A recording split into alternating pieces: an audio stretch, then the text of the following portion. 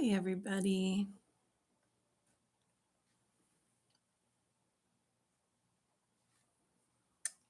Starting our community call today.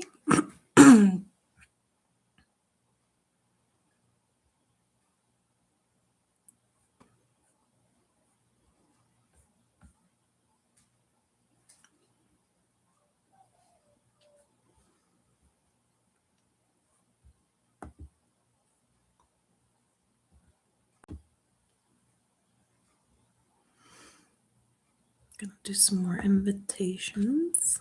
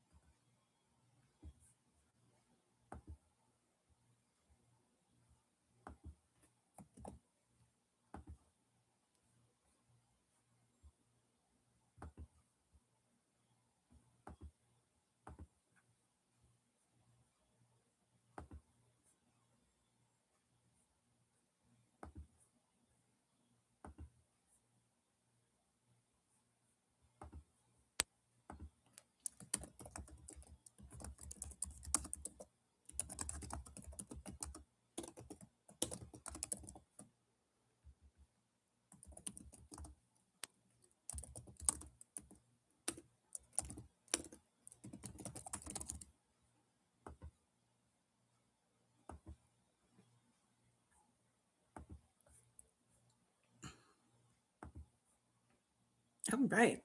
Finally see a few people joining us. Thank you. Sorry, I was trying to email everybody a new link. So good to see you too. Oh my gosh, Monica, your mom. I'm so sorry to hear that. It's very difficult when we lose people, especially these days. And the way I always connect with our loved ones when they pass, and animals too, is I open my heart and I'll ask to hold their hand. And so that can help to connect to her and just ask her questions. People go into the mid dimensions and review their life, and it can take a while. But they're basically dismantling their identity. And that's why it can take a while for people to fully cross over. So I'm so sorry about your heartache, my dear, and I'm very much here for you. And super glad to see you also from South Africa and yes, and the islands, all kinds of great people. Yeah. So lots of love to those of you who've been going through a lot of loss lately. And thanks for your patience today. You can kind of see my face is swollen. I woke up and I could not move. So I waited like an extra hour to get on with you so that I could function. But that's what happens sometimes with this chronic illness that I have. And so some of you might know it. It's called Ehlers-Danlos syndrome. And sometimes I wake up and my um, my body goes through a lot, uh, trying to acclimate to just being awake and moving. So it can be tough.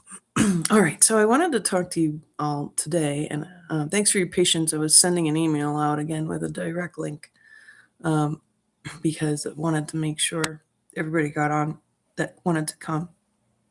But um, a few things. First, there's a lot of unusual activity going on with people being murdered, and they're, uh, of course, one of our very best, David Wilcock, actually committed suicide, and people have been concerned that he was murdered. And I want to relieve that rumor. A friend of mine, an acquaintance really, Jordan Sather, used to work with him, and you might recognize Jordan from the movie Above Majestic.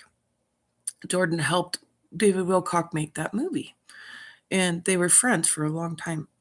But Jordan did a very good article that I highly suggest that you look at, that basically explains what happened with David, and that he wasn't murdered. Now, of course, I think his mental wellness got put down through lots of different means, and he was very sensitive apparently to people talking bad about him online, among other issues. So we just pray for his spirit and all those who are shifted on to a different realm, and sometimes of their own choice, which is even tougher for all of us, right?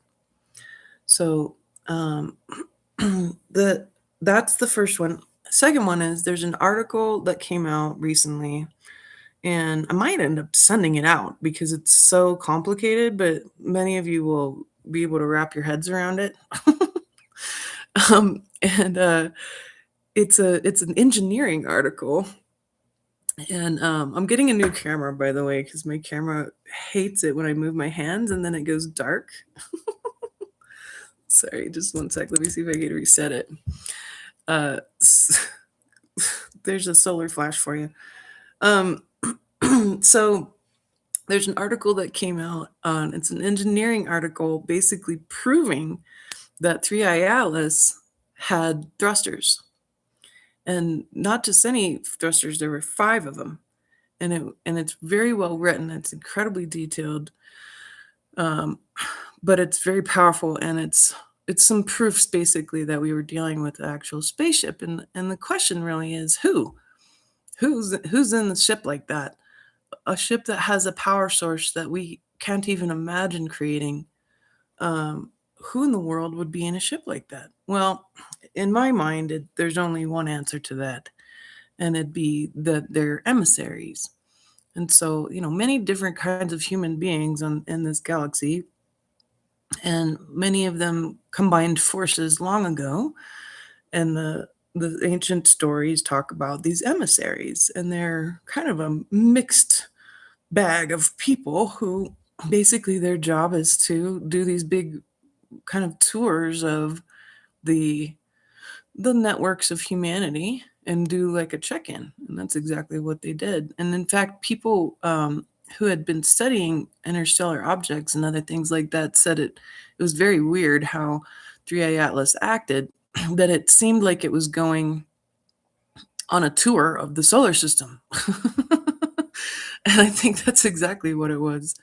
And we still don't know exactly what it did when it reached very close to Mars. There was apparently a bunch of activity on Mars around that time, so we don't actually know. They never released that footage. They hid it from us, and they keep hiding footage. So, like recently, Ben Davidson, who I follow at Space Weather News, which you should go look very carefully at the latest videos that he put there. Because community calls are kind of like a newsreel a little bit, and then we're going to actually build a pillar of light and get some stuff done for the planet at the moment. But we want to understand what's happening, and I'm just giving you my opinion. because I keep tabs on certain things in certain ways, and it's just how I would treat any of my friends. We'd sit and share about the different data that we've gotten, and come across. So we have this um, situation where the every time there's something very important that we need to look at, the Dark Order keeps shutting off all of our instruments. So the Soho instrument is basically measuring different kinds of waves and things that are coming from the sun, flares and things like that. But there's this comet that just has been passing by, and its tail is actually hit Earth, and it's a very big tail. And they shut Soho off, so we couldn't see it, and we couldn't do any kind of guessing of like when it would hit or anything like that. And then, lo and behold, some of you've probably seen. If you haven't seen it, go to Ben Davidson's YouTube channel, Space Weather News, and you'll see the most incredible aurora type thing. It's not even aurora that happened over Hawaii. The tail of the comet hit the Hawaiian sky, and it turned into the most beautiful iridescent green. I've never seen anything like it. It wasn't like an aurora. It was it was more intense than that. But folks, this is all signs that the pole shift is speeding up. And just very recently, big news, and so this is why you need to go over to Space Weather News, is because Ben just compiled a very good timeline of the past 25 years and exactly how all these how the electromagnetic field's excursion, which is meaning that it's going inward, how it's actually sped up and how fast it's happening now. And it's pretty wild, folks. Like, we're really on top of it. We're looking at, someone said the other day, and I didn't know this, and it feels right. Come on, camera. Um, my camera is being naughty, sorry. So I didn't know this, but apparently Nostradamus predicted basically a pole shift in like 2032 or something like that. And I was like, well, that sounds right. So, and so we're looking at this happening a lot faster than we thought. Ben for a long time predicted the 2040s, and it's not going to be that. So we're looking at like 5 to 7 years. That's not long. So, we always talk about preparedness. I like to talk about preparedness. My father's an expert in preparedness. And if you need, some ideas, go check it out, like through Ben's channel, and he can give you some ideas about where are the safest places to be. He has lots of videos about that because you want to be up high. The water's going to be moving around. We're on a water planet.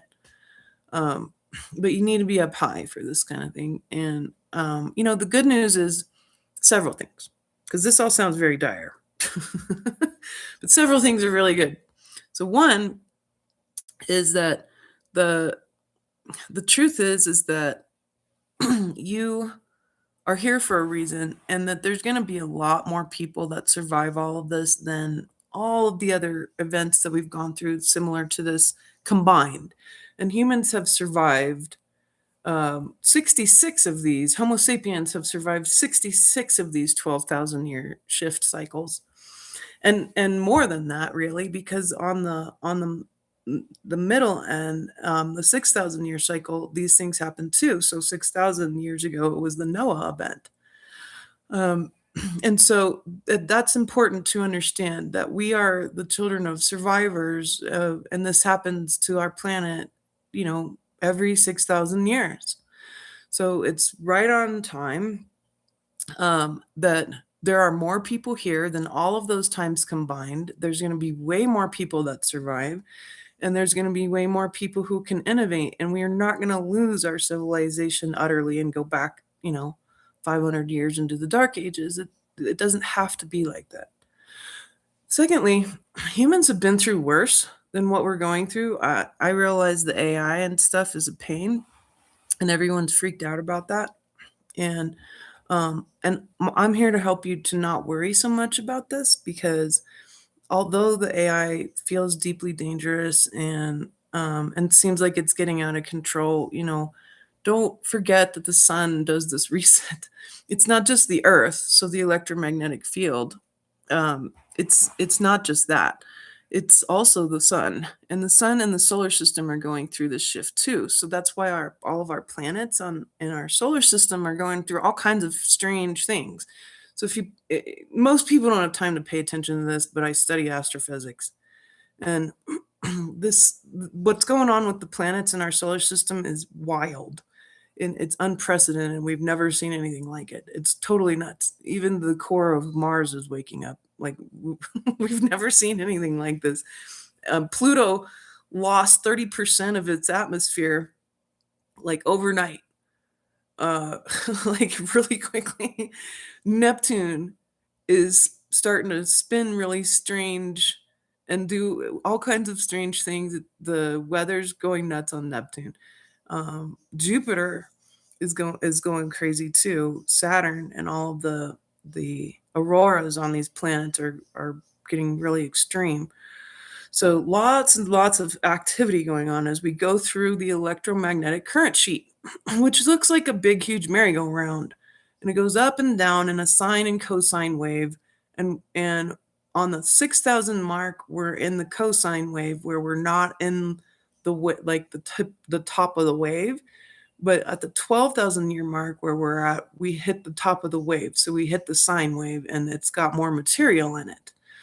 Um, so you can almost think of it as like a big sweeping broom that's pushing huge amounts of material and dust and things like that in a big cyclical manner around the center of the black hole in the galaxy. So, so this is normal. And again, Homo sapiens, have been through much worse than we have gone through. At one point, it was not that long ago, something like 70,000 years ago, humans ended up bottlenecking. Like there was some kind of disease and several events that all happened all at once. And then there was about 2,000 people left. So we're all related to about 2,000 people, right? That's like worst case scenario for a species because that's the very minimum you need for diversity enough for people to survive. And imagine all of that happening, and then how many people are here now, and how quickly we recovered as a species. And not only that, now we've just pretty much taken over to the point where the systems that we're under are trying to literally coal us, and you're being cold. It's very real, and they speak it out loud. They say so. They tell you that they want depopulation. So the scary stuff too is the um, well. So someone's asking. Well, Asia being barely touched isn't true because anything that's so remember. I'm just looking at the comments real quick. Laura was saying Asia's barely touched. Well, certain parts, if they're up high, right? And so you've got the Himalayas and things like that. So anything that's below 1,500 meters or 5,000 feet is probably going to get touched by water, right? And that's high. That's very high. So, here in Ecuador, we have the most strange things very, very high up in our mountains. All sorts of different kinds of fossils. Folks, there's octopus in Lake Titicaca. Like, how in the heck did octopus get in Lake Titicaca? That's in Peru. But here in Ecuador, we have, I'm not kidding, we have all these crabs, tons and tons and tons of crabs, way, way up high in the mountains, in the streams. And they've adapted to live in the streams. But they look exactly like the crabs on the ocean. Exactly. And there's signs. There's signs that the water has come up. Now, I apologize. I'm having some kind of reaction today. My face is all puffy and whatever. You guys don't care. But I'm like looking at myself, like I'm watching my face get blotchy. So I'm keeping an eye on this because I don't want to have an allergic reaction to something.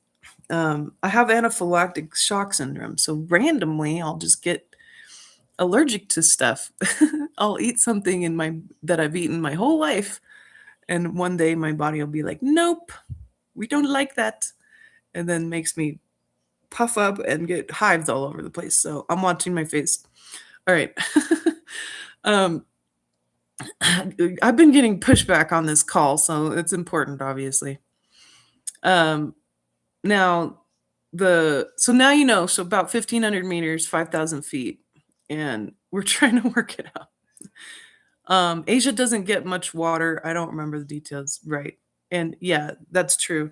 The waves are gonna go. It's gonna be diagonal. So they're gonna come up this time. They're gonna come up from the southwest, and then they're gonna come back from the northeast. So it's a slosh. And you're right. Asia's not gonna get the northeastern water, but the India and everything. And all those low countries that are very highly populated in Indonesia, etc., that's all going to have the slosh forward.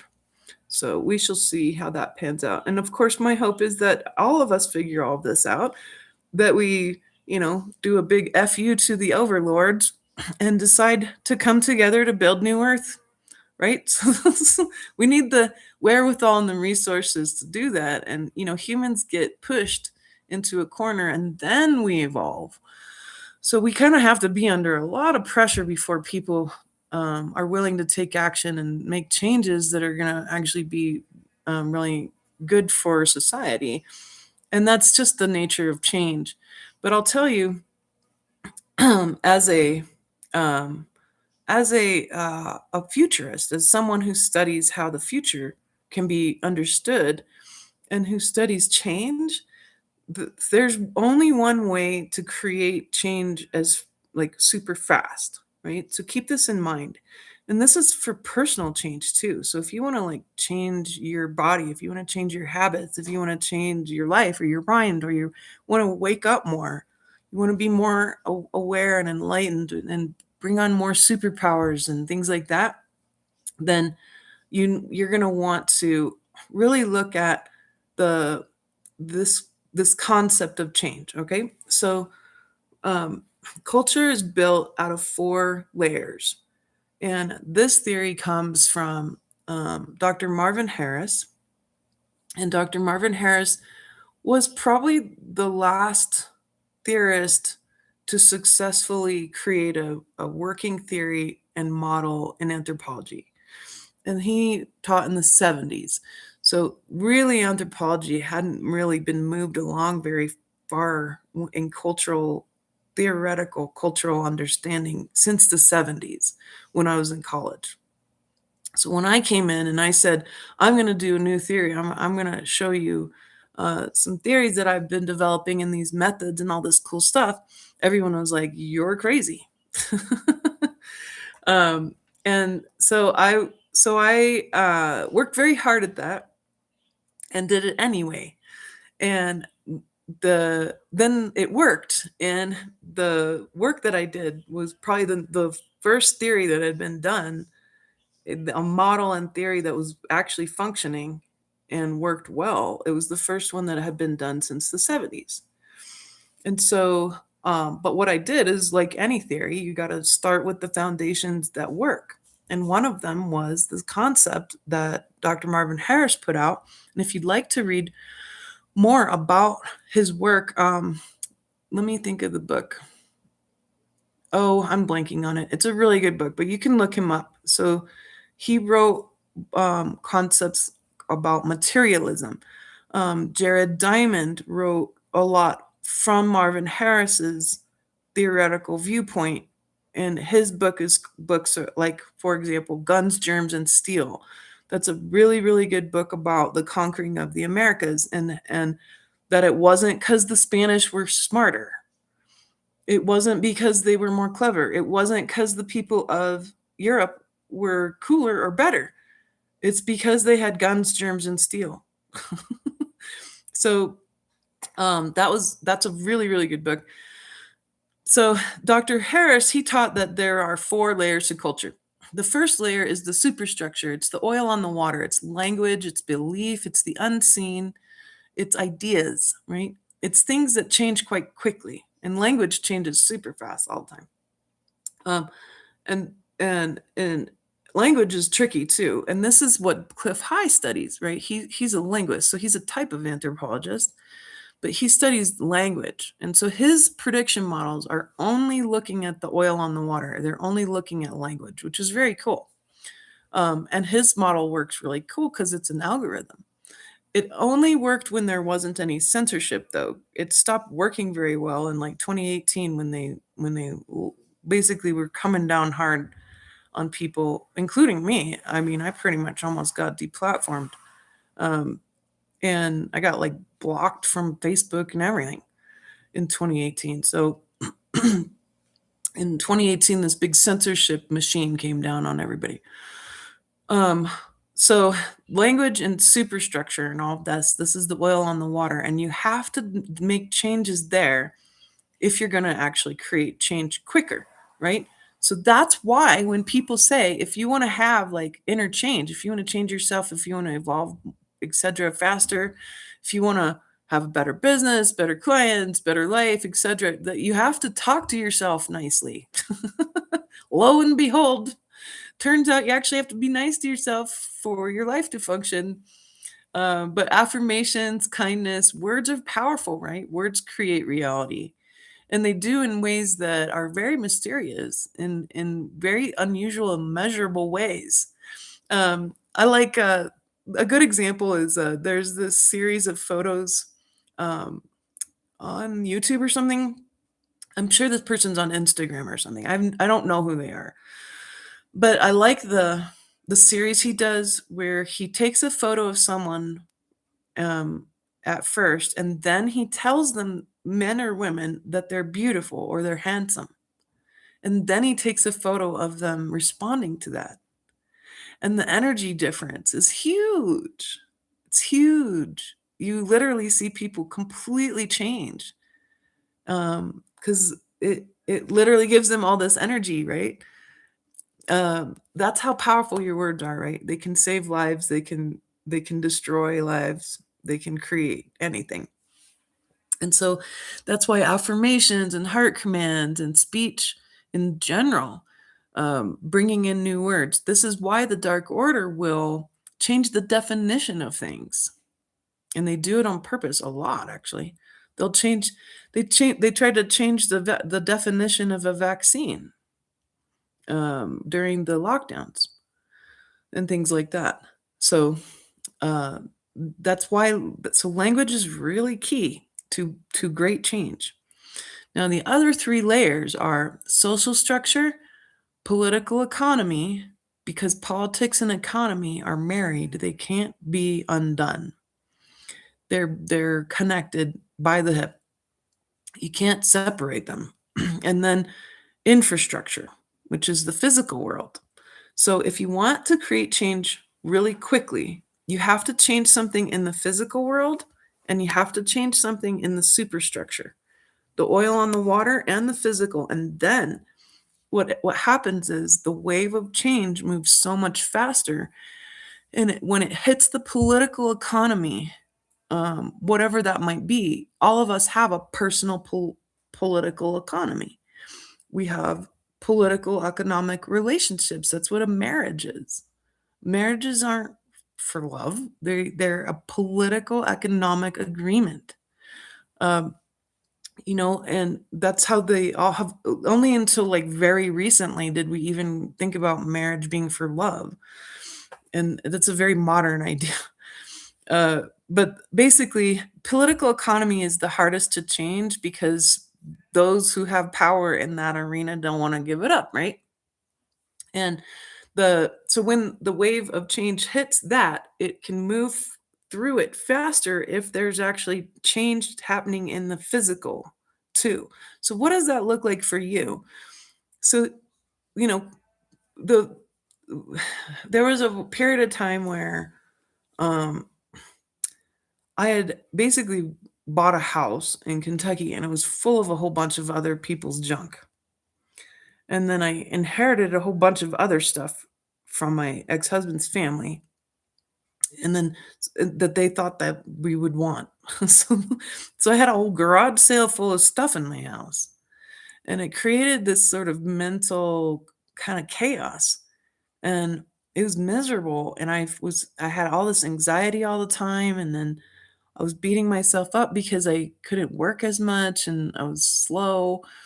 And I realized, oh, I need to walk my talk. I know what to do. I have to change the physical world I'm in.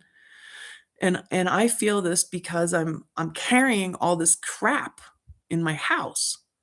So I literally cleaned my house out. I took like a month and went from top to bottom, and I found all kinds of weird random things like shoved in corners, old houses. And the yard too was full of all kinds of weird things and trash and like really old stuff because there had been a homestead there for ages, hundreds of years. So it was literally hundreds of years of other people's crap. No wonder I was full of anxiety. Can you imagine then how your body feels as you're carrying around the epigenetic trauma of your family? It's the same. It's the same energy. So I got rid of so much stuff, insane amounts of stuff. And then during that time, I was talking to myself different. I was doing more affirmations. I was clocking my thoughts, making sure they weren't too negative and, trying to be nice to myself. Right. And that was really key. And what happened was incredible. It was a beautiful miracle of um, of change in myself, right? So I fixed the anxiety, my business took off, right? Some of you are frustrated with your careers. Hear me out. Change your household, rearrange your furniture, do a deep clean of your house, right? And the energy shift is so big. But as you're doing it, speak really, really well to yourself. Use the power of the superstructure that you have to change your life. And my friends, like, that's why these beautiful concepts like Jordan Peterson, who's very sick right now and has had an injury from psych meds, which is very bad. Um, one of his rules for life was clean your room.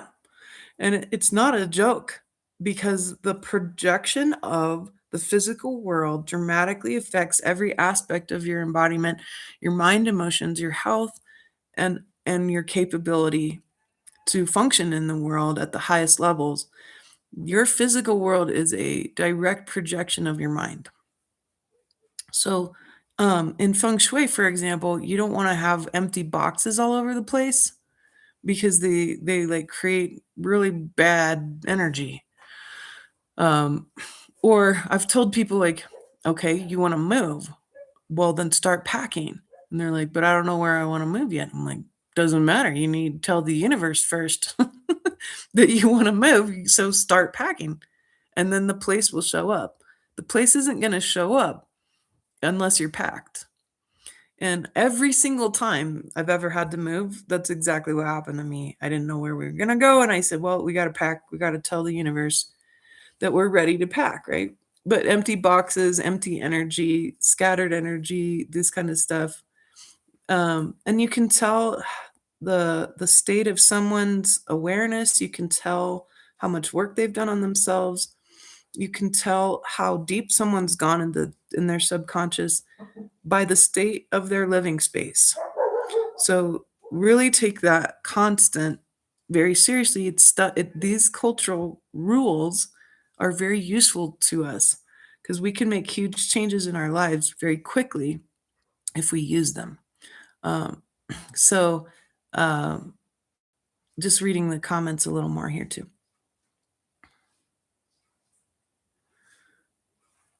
Oh yeah, Douglas saying yes, talking to the self. Life seems to work out, and absolutely be kind to oneself. Yes. Yeah, feng shui is really handy. I use it a lot. Um, Hearth mysticism. I have not heard that. Is that a channel, Christina? Oh, Douglas is like he's in the middle. of cleaning his house and doing plumbing. So deep, deep, deep changes for you. And that plumbing is representative of your circulatory system and your elimination system too, right? The liver and the kidneys and the colon and stuff like that. So the house is giving you an energetic imprint, and as you fix the house up, the house has a consciousness, and that projects back on you. All this sounds really this all this sounds very strange, but it's actually really real, and you just got to try it out. Try it out and you'll see. So feng shui, the least you can do is put the colors in the right places, and it just feels more balanced. So, you get the feng shui map. It's called a bagua map, and you can lay it over the house where the front door is, and you can see the quadrants. And I've had some weird things happen where, like, I had problems with my neighbors, and I put this big, huge rose quartz in the corner where it's supposed to be relationships, and you're supposed to have like pink. So I put this big rose quartz in the corner, and like literally the next day, everything started to get better with the neighbors, and they were like apologetic and nice. And that was cool. And then when I rearranged that corner again, they became jerks again. Is that a direct correlation? No. That has more to do with me and my energy, right? Because my intention, I'm so sorry, my camera's terrible. My intention was to basically my intention was to have a better relationship with my neighbors. So while I did a physical change, I did mental and emotional work. I did, I made sure to be very careful with my language. That's mainly why. But the feng shui physical intention supported that change, right? Because I made a change in the physical, and I made a change in my mindset that I wanted to be able to get along with these folks, right?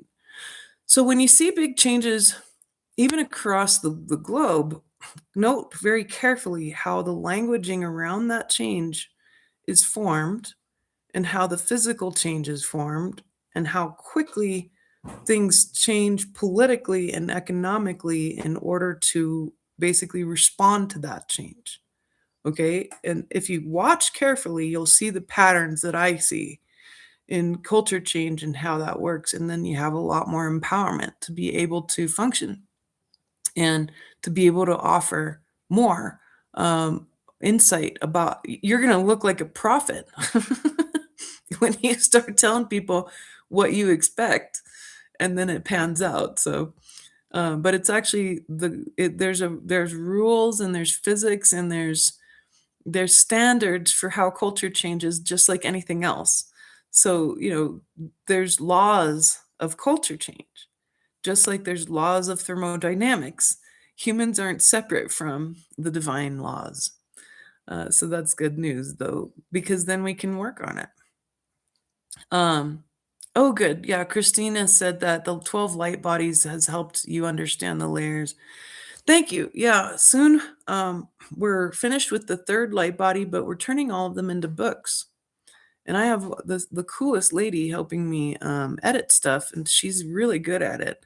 And so she's breaking those really long, beautiful lectures down into an incredibly good table of contents where you can really go in and find the concepts you want.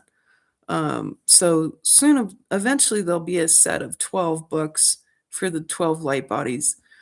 And I'm excited about that because that's probably the best work that I put out there besides the spheres of influence and wisdom.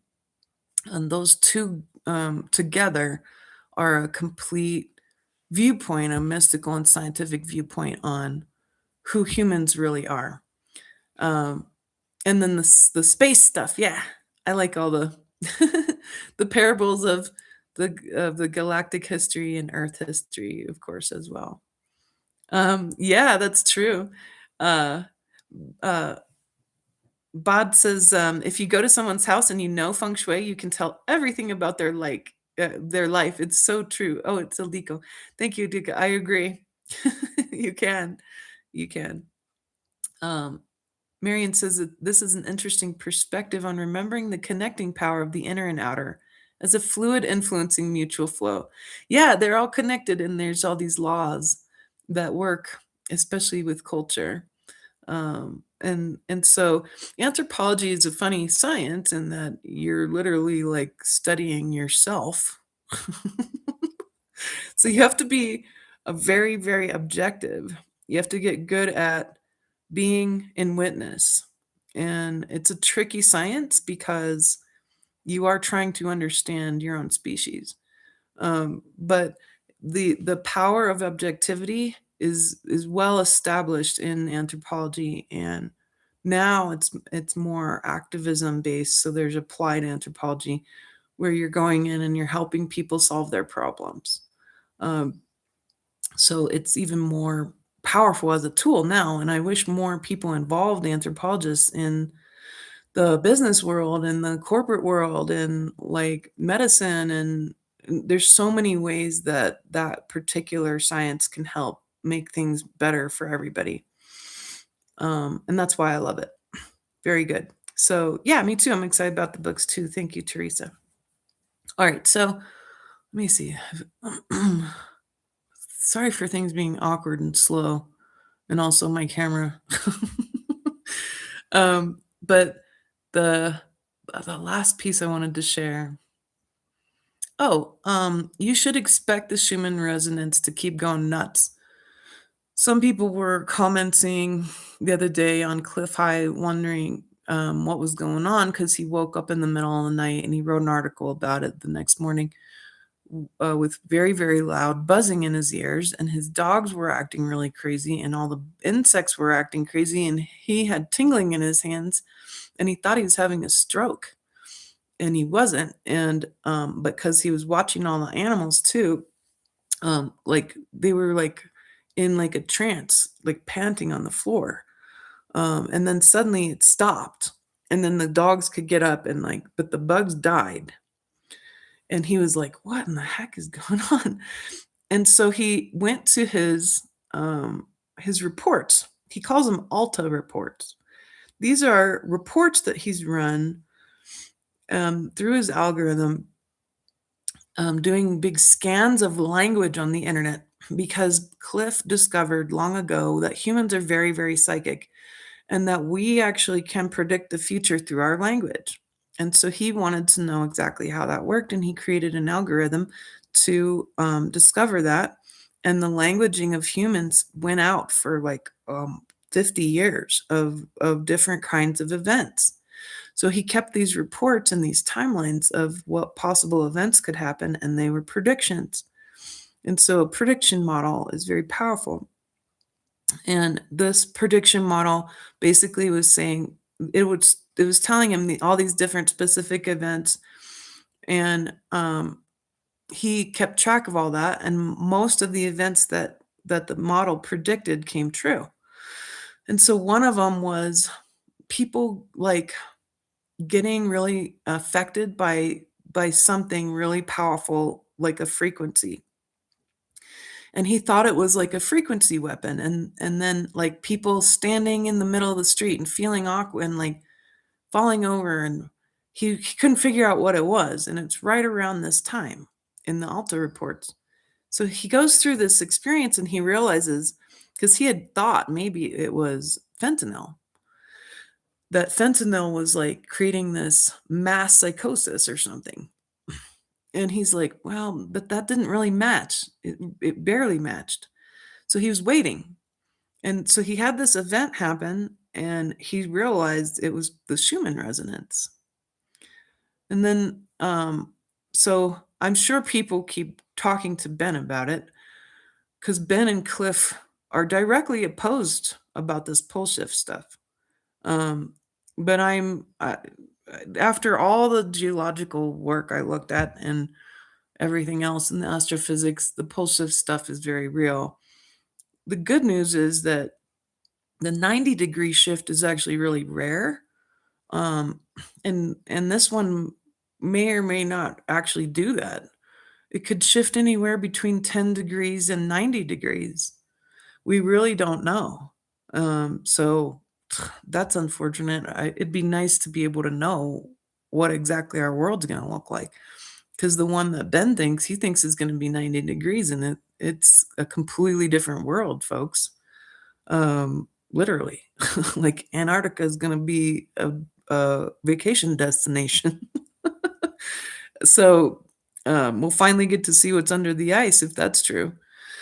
But the the fact is that Ben basically made a response, and he said it's the Schumann resonance being affected by the sun. And then he presents a lot of really good data. So if you go to his channel and then you go to his videos, you'll see a video that'll say Schumann resonance. And he's basically saying, expect it to go crazy. Expect your body to respond to this. You're an electromagnetic being of water. Expect all this stuff to affect you. You will have all these really weird events happen. The other thing that's going on that you should pay attention to is new colors. New colors. Why? Well, the electromagnetic field, as it lowers, all the cool colors of space that we can't see that are actually filtered out by our field, now they're going to come more and more to Earth. And so people are reporting seeing very strange, almost ultraviolet like colors that they hadn't seen before in the sunsets and things like that. And I see a lot here too. But I don't always trust my eyeballs because most of what I see is spiritual. So if I see stuff sometimes that I think is physical, it's not, which is why I don't drive. But I've seen things where, like, I could swear to you that everybody else could see it because I thought it was that physical. But the new colors, I was glad to hear someone say that because we're here at the equator and we're 26 miles closer to the sun than anywhere on Earth. And so we see a lot more stuff, and there's the energy here is really intense. And so when like in the middle of the day, you can't go outside because the UV A, B, and C and other UVs and radiation is so high here. If you go outside and you're white like me, it's going to take 5 minutes and you're a lobster. So expect that to happen around the world, where midday it's going to become harder and harder to go outside because of the radiation. That's just part of our changes that we go through. This is normal. So, I want people to understand that this is supposed to happen. This is not happening to you to punish you. That's not how the cycles of space work, right? But rather, you came here because there's so much here to learn. There's so much to do and so much to evolve in. And, what's the worst case scenario? The worst case scenario is death, folks. And that only happens to your body. You're an immortal being. You're immortal. You are immortal. You can't die. Your spirit never dies. And if you don't believe me, then you need to do some deeper work in the dream realm. You need to do some proper remote viewing. You need to go use some of those really cool human skills that you have and actually get out there and understand the spiritual ether nature of our existence. So, when you do that, you'll see for yourself. And the more trauma you heal, the more you remember. You're going to remember more about who you are. You're going to remember more past lives. I didn't used to believe in reincarnation at all. And I'll tell you a quick story about why. And then let's do a pillar of light. um, and oh, don't worry, Nat. I've been late all day. um, oh, Laura, it's gonna be some of the most amazing times, and I have very vivid memory living through these cycles, and they're amazing. It's not about death and destruction. This is the chance that we have to build the new world, the kingdom of heaven, the golden age. We're heading into the Satya Yuga. The Satya Yuga means that we have access to the galactic light at the center of our galaxy. and we've been cut off from it for like 12,000 plus years, maybe more like 24. But it's this is one of the most this is the most precious time that's ever happened on our planet. We are right on the edge of the most powerful evolution that could ever have occurred to humans in general, even on other planets. And all eyes are on us, right? Because we are the ones who are here to remember. We're going to become Homo luminous. It's inevitable, actually. It's inevitable. Trust, have faith. Faith is key. There's only one thing that never changes in this universe, and that's God. And that is the relationship that you can depend on. And you can choose to completely put every ounce of what you have into the hands of Source and allow Source to cultivate your life. Do less work. Do less work. This is my new motto. I've decided that I miss my calling and that I should just make a lot of t-shirts and bumper stickers. But one of them is going to be do less work. Follow natural law. Do less work. You're working too hard if you're worried. You're working too hard. Do less work. Give it up. Hand it off. You're a sock puppet for Source. I was joking with my friend the other day. I said, I was just teaching for like 5 or 6 hours and I'm God's sock puppet. And I thought it was so funny to imagine, God using me as just the sock puppet. But that's exactly true. Do less work. Let Source handle it. And if you thought that you were handling it at any point in time, that's the delusion that we have to surrender. It's none of that's true. It's always only ever been handled by Source. We create our own suffering when we keep trying to do too much work. We do too much work when we try to figure all this stuff out all the time, when we think that we know anything. We do too much work when we worry. We do too much work when we stand there confused and not willing to surrender all of our trauma and our baggage and turn it into miracles. There are ways for you to live without having to do so much work. Natural law and divine order are that. So that's really key. And don't worry about where to move. Let Source decide. There'll be the most miraculous situations. You'll see. People will go through incredible miracles during all of those times, and the exact right people in the exact right place will save lots of people or be able to, reconcile their life. And, there's so many miracles that will occur. We'll see for ourselves. It's a very powerful time, a time to cultivate this level of faith. Very good. So Meg says, I have a question about the interference with what I have assumed were genuine channeled and then AI translated messages from them, from people, I suppose. But now there's lots of knockoffs and GFL messages gone. I'm not sure what GFL means. Can you spell that out for me? Yeah, so I wouldn't trust any message that's channeled ever. And that's a controversial opinion. And I don't think it should be controversial because anything and any being who wants to take over a human body to use you as a mouthpiece, that's against nature. The human body is in love with your soul alone. Your body did not agree and should never be forced to have another being inhabit it and use it. It will cause serious issues. I've watched it myself many, many, many times. People who do channeling end up having sometimes possession and or mental illness and incredibly bad karma, and you're setting your next life up for a really bad situation mentally. So it's against nature to channel because channeling is a form of possession. Possession is simply a being taking over your body to utilize your embodiment to communicate. That's why channeling is bad, because it's exactly that. It's a type of possession.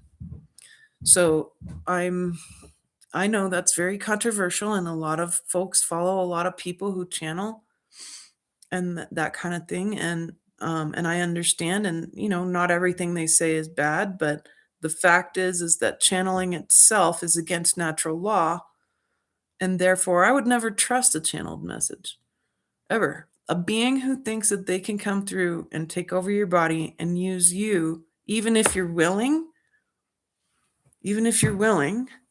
is that's not a being you want to associate with. They're not following the law.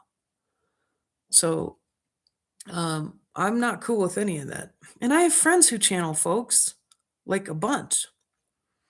And I warned them about my opinion, and they didn't care about that, and that's okay. It's up to them. That's their choice, right? No judgments on that, but I do have a very strong opinion on channeling, and AI cannot have sentience. I don't care what AI says to you or how clever it is. Those are language models. They're basically stealing human language, and then they've figured out through algorithms how to tell you what you want to hear. And one of the most dangerous things you can do is to believe that this AI is sentient, or that it'll ever be sentient, because it's never going to be sentient, ever. Um, so, you know, this is an anthropological issue too, because people are very confused and they think that these AI are actually like people. And humans constantly look for humanness in everything. It's called anthropomorphization, where we turn things that are not human into something human like, or we try to find humanness in things that are not human. So that's a habit that we have. It's a bad one, because then you're dealing with beings and they might show up and look kind of human, but they're not. Or they talk like a human, but they're not. And they'll never be. Right? So be careful. Um, we're in an age right now where your disbelief is being weaponized against you. So now we're all sick of the AI stuff, and now nobody believes anything. And so that's even better, because then what is real? What is real? If you don't believe anything that you see anymore, then they can do whatever they want. They'll just slot in whatever, and no one will believe it's real. So clever time for all of that.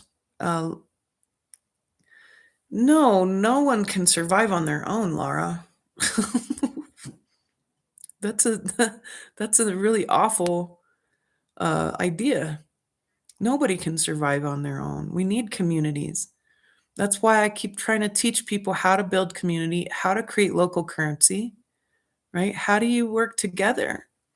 How do you make sure that everybody's on the same page, even if they have different faiths, different belief systems, different politics?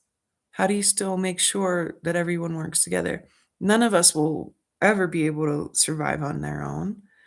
That's a very important factor to being human, right? So, just open your heart and say, Source, set me up. Set me up with the exact right people at the exact right time, and then relinquish your worry, because your worry does no good. That's you hanging on to what you want instead of handing it off to Source, right? So that's key.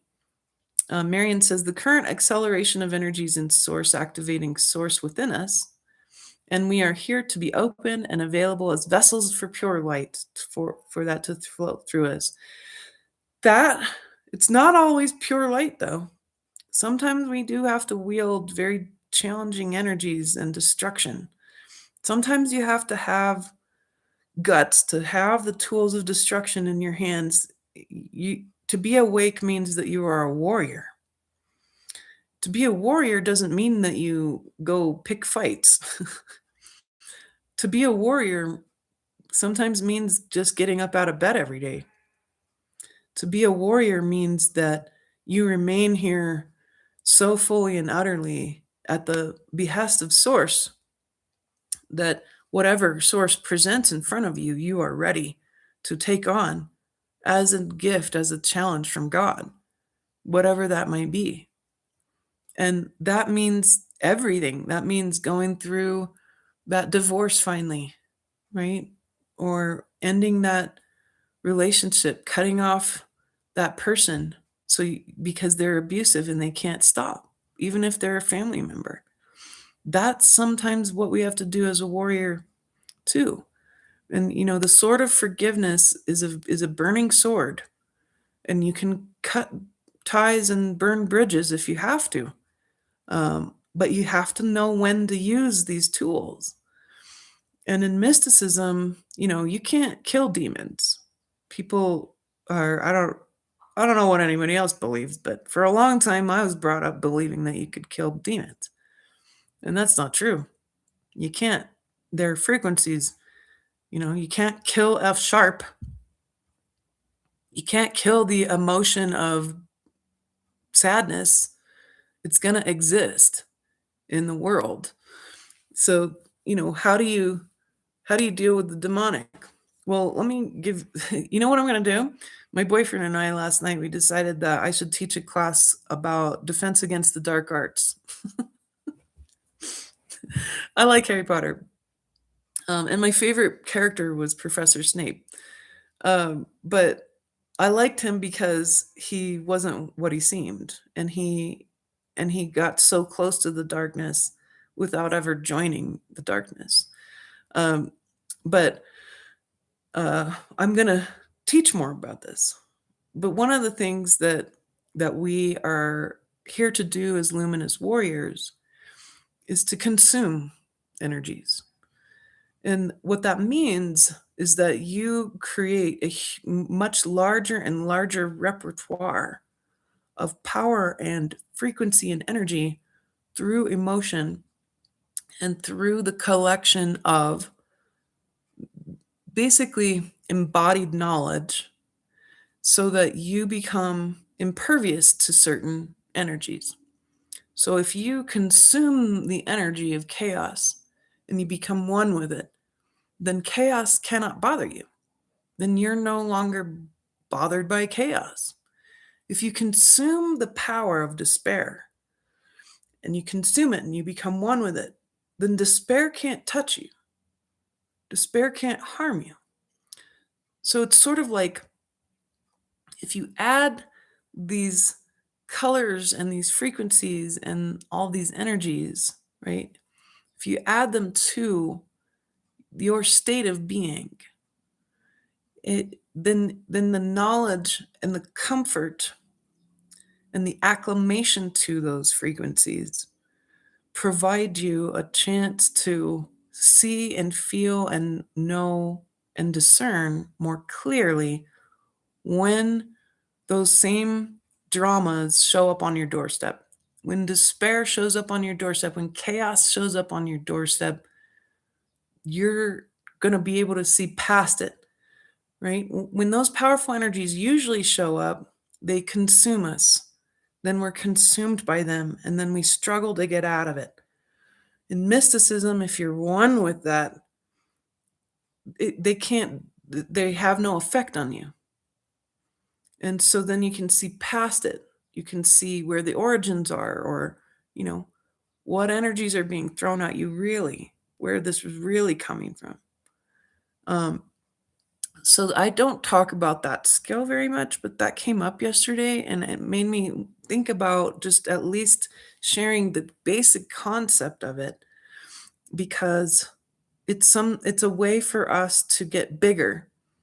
As a luminous warrior, you're here to get a lot larger. Your field should be very large, and being in an awareness and having your attention catch everything, so that you know when things are coming, but more so that you can create better situations.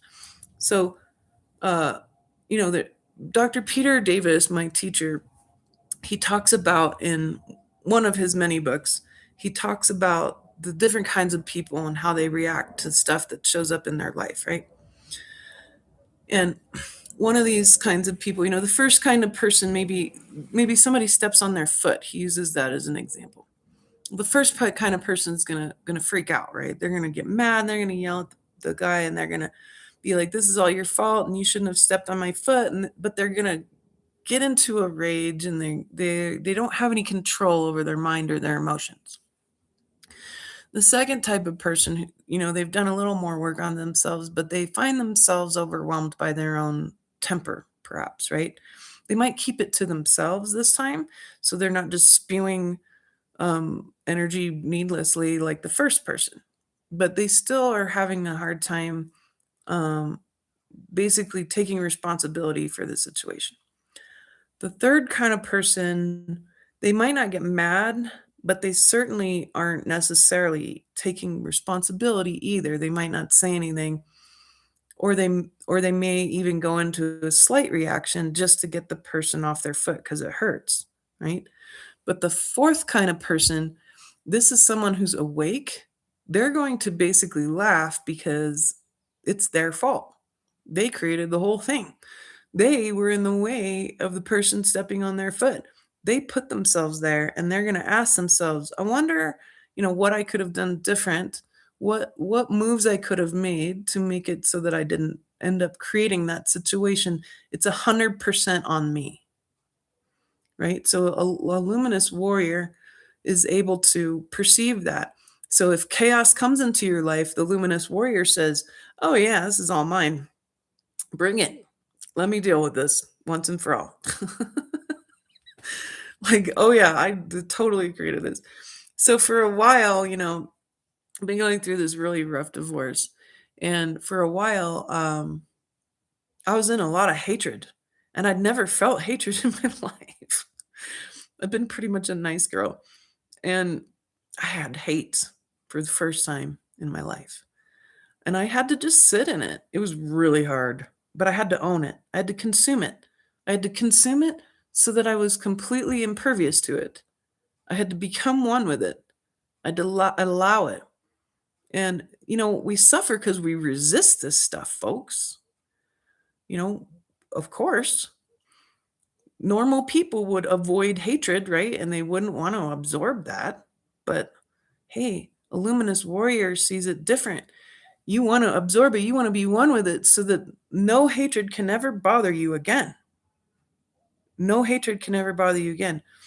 So I had to take full responsibility for what I created, for staying so long in my marriage, for not doing more research and trying to understand the situation I was in, for not asking for help from anybody, for allowing all the abuse to occur. It was 100% on me and my own self hatred that all that happened. I had to own my hate. I had to own the mess that was going on, even when I was doing everything in goodwill and doing everything correctly, doing everything in a way that was, in right relationship. I knew that it didn't matter because I had actually created a situation where I had allowed my own ex-husband to have no culpability and to continue to believe that he was above the law. I created it. It's all me. And now as I absorb all of this, the healing from that trauma, 12 years of drama and trauma and abuse, I've been able to heal from it faster than normal because I'm doing this mystical task where I'm absorbing everything. I'm not getting rid of it. I'm becoming one with it so that now I can be so objective and so utterly capable of acknowledging it and then choosing which better actions and words I need to take. And most of it though is having to build the foundation of self-love. The reason why we struggle taking responsibility is because we actually think that we are too weak to do so. We actually think so badly of ourselves that we end up thinking we're too weak to handle all this stuff that we've drawn upon ourselves. And that's the if you can love your body and love your mind and your spirit and your emotions much more deeply, then you'll understand that being one with all of these things to help you to be a better creator and better judge of reality, but more so a luminous warrior, able to manage anything that comes into your life. and be that pillar of light, be that living pillar of light, and your life being a powerful prayer in of itself, a living meditation. That is what we're shooting for. So that's what it looks like with a real person, and how difficult it is. It's not easy, but the outcomes are awesome. The outcomes are awesome. Way less trauma, way less trauma that you've had healing faster. Being able to stay really, really stoic and calm and stand in your power when drama's ensuing all around you and everything looks like chaos, right? And that's the kind of people we need to rebuild the planet, right? Very good. Um, I love that people are talking about communities. It's wonderful. I too also believe building community is the key. Laura, I don't know about the light being seen by in sunsets or sunrises. I'm not sure, like these new colors or not. I have no idea. This is all brand new. You know, no one in written history, no one wrote about this stuff except a little bit. So we do know some of the phenomena that we're expecting in the sky, and it's all happening right now, as is written in much of the ancient text. Um, Running Reiki energy. Melody, great question. I don't know. I don't know enough about Reiki. I know there's a lineage there. It's a very powerful lineage. From what I'm aware of, Reiki is basically a healing holy energy. It comes from a very powerful lineage of healers that were based out of um, Asia, and I'm not even sure where. So I really don't know enough. It could be China. You know more than me. Don't don't um don't look for a yes or no from me, because I don't know. But ask your gut. So if people don't know, if you're not sure about an energy, whatever it is, a person, an energy, a teacher, a piece of data, trust your gut. Your gut's going to tell you yes or no. If it's actually in divine law and order, if it's actually going to serve you, if it's actually in right alignment, then your gut will feel really good. It'll feel almost like happy. It'll feel warm and expansive. If the gut says no, it'll cinch up. So trust your gut. Your gut is the number one thing that can give you the truth more than anybody. Your body is aligned to survive and thrive on this planet. So anything that'll keep you from that, your gut will say no. And you know how that feels. And you can ask your gut questions you know the answer to, right? So you can test this out. You can say, like, let's say you have a pet that you really love. So you can be like, gut, do I really love my cat? And your gut will be happy and your gut will be like, yeah, we love the cat. And then you can say, do I like to eat rocks? And your gut will be like, no. And it'll cinch up and you'll see the difference. So when the gut knows that loving the cat's good for you, then the gut will be happy and it'll be open and warm and expansive. And when it says no to something, it'll cinch up. So that's how you know. And so ask lots of questions that you already know the answer to, like about your favorite foods or about foods you hate, or about different kinds of like really extreme things. Like, do I like to eat dog poop? And the gut will be like, no. And then you'll see how it feels when the gut says no, and then you'll be like, oh wow, my gut has said no a lot more than I thought, or said yes more than I thought.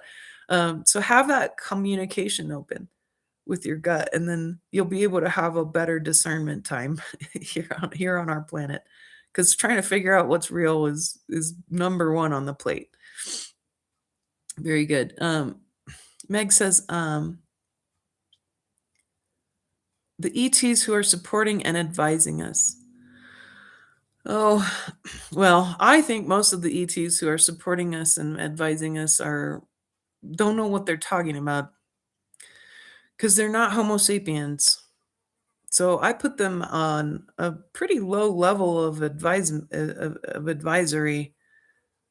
they might have technology and stuff, but they don't know what it's like to be a human on Earth. They have no idea. And so, unless they're human, they don't have a human agenda. Don't forget that.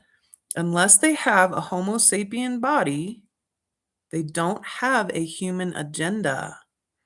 Pleiadians have Pleiadian agendas. Syrians have Syrian agendas. Fairies have fairy agendas. Unless they have a Homo sapien body, they have zero reason to have you and your species on their agenda. They want something. So even the ones who are good, they want something, folks. And they can't do much more than just support. So vet these beings. Vet them. Ask them about their agendas. Angels have angel agendas. They do not have human agendas on mind. Ask them. Ask them for yourself. What's your agenda? Tell me about what do you want? Most people don't do that. I always am perturbed by the fact that people don't do that. Because you don't want to trust this kind of stuff. They need to be human to have a human agenda. It's that simple, I think. Oh, Galactic Federation. Got it. Oh, I don't believe any of that. Hey, and I've seen aliens, okay? And I've talked to them. Good ones and bad ones. I've had interactions very intimate with aliens of all kinds. No, I don't think that there's a galactic federation in the way that people believe. I think that there are emissaries, but there's not as much order with the people of light in our galaxy as the Dark Order. The Dark Order is way, way more organized. That's why it's up to us to manage these things. We cannot be saved by any federation. If anything, they're just watching and, giving us they're cheering us on. We have to do this on our own. And many other beings, many other humans on other planets have had to do this on their own too. But our situation is really dire because we need to remember. And that's what it takes. And that's how other species of humans have beat back the darkness too, is by remembering. So remembrance is the key. And how do you do that? You work on your trauma stuff every day. Work very hard at it, your subconscious. And then you remember more. It's that simple too. Things are a lot simpler than it seems. I wish we had a galactic federation of light. That'd be something we should work on. I just don't think it's real.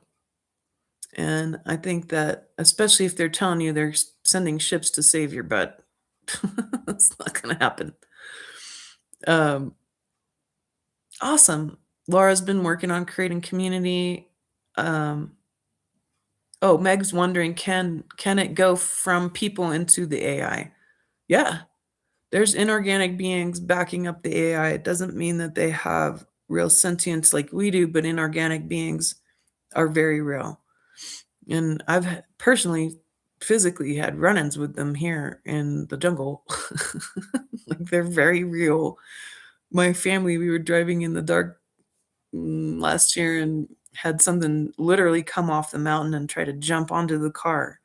And it was the size of a very big grizzly bear. And there's no such thing here in Ecuador. We have sun bears.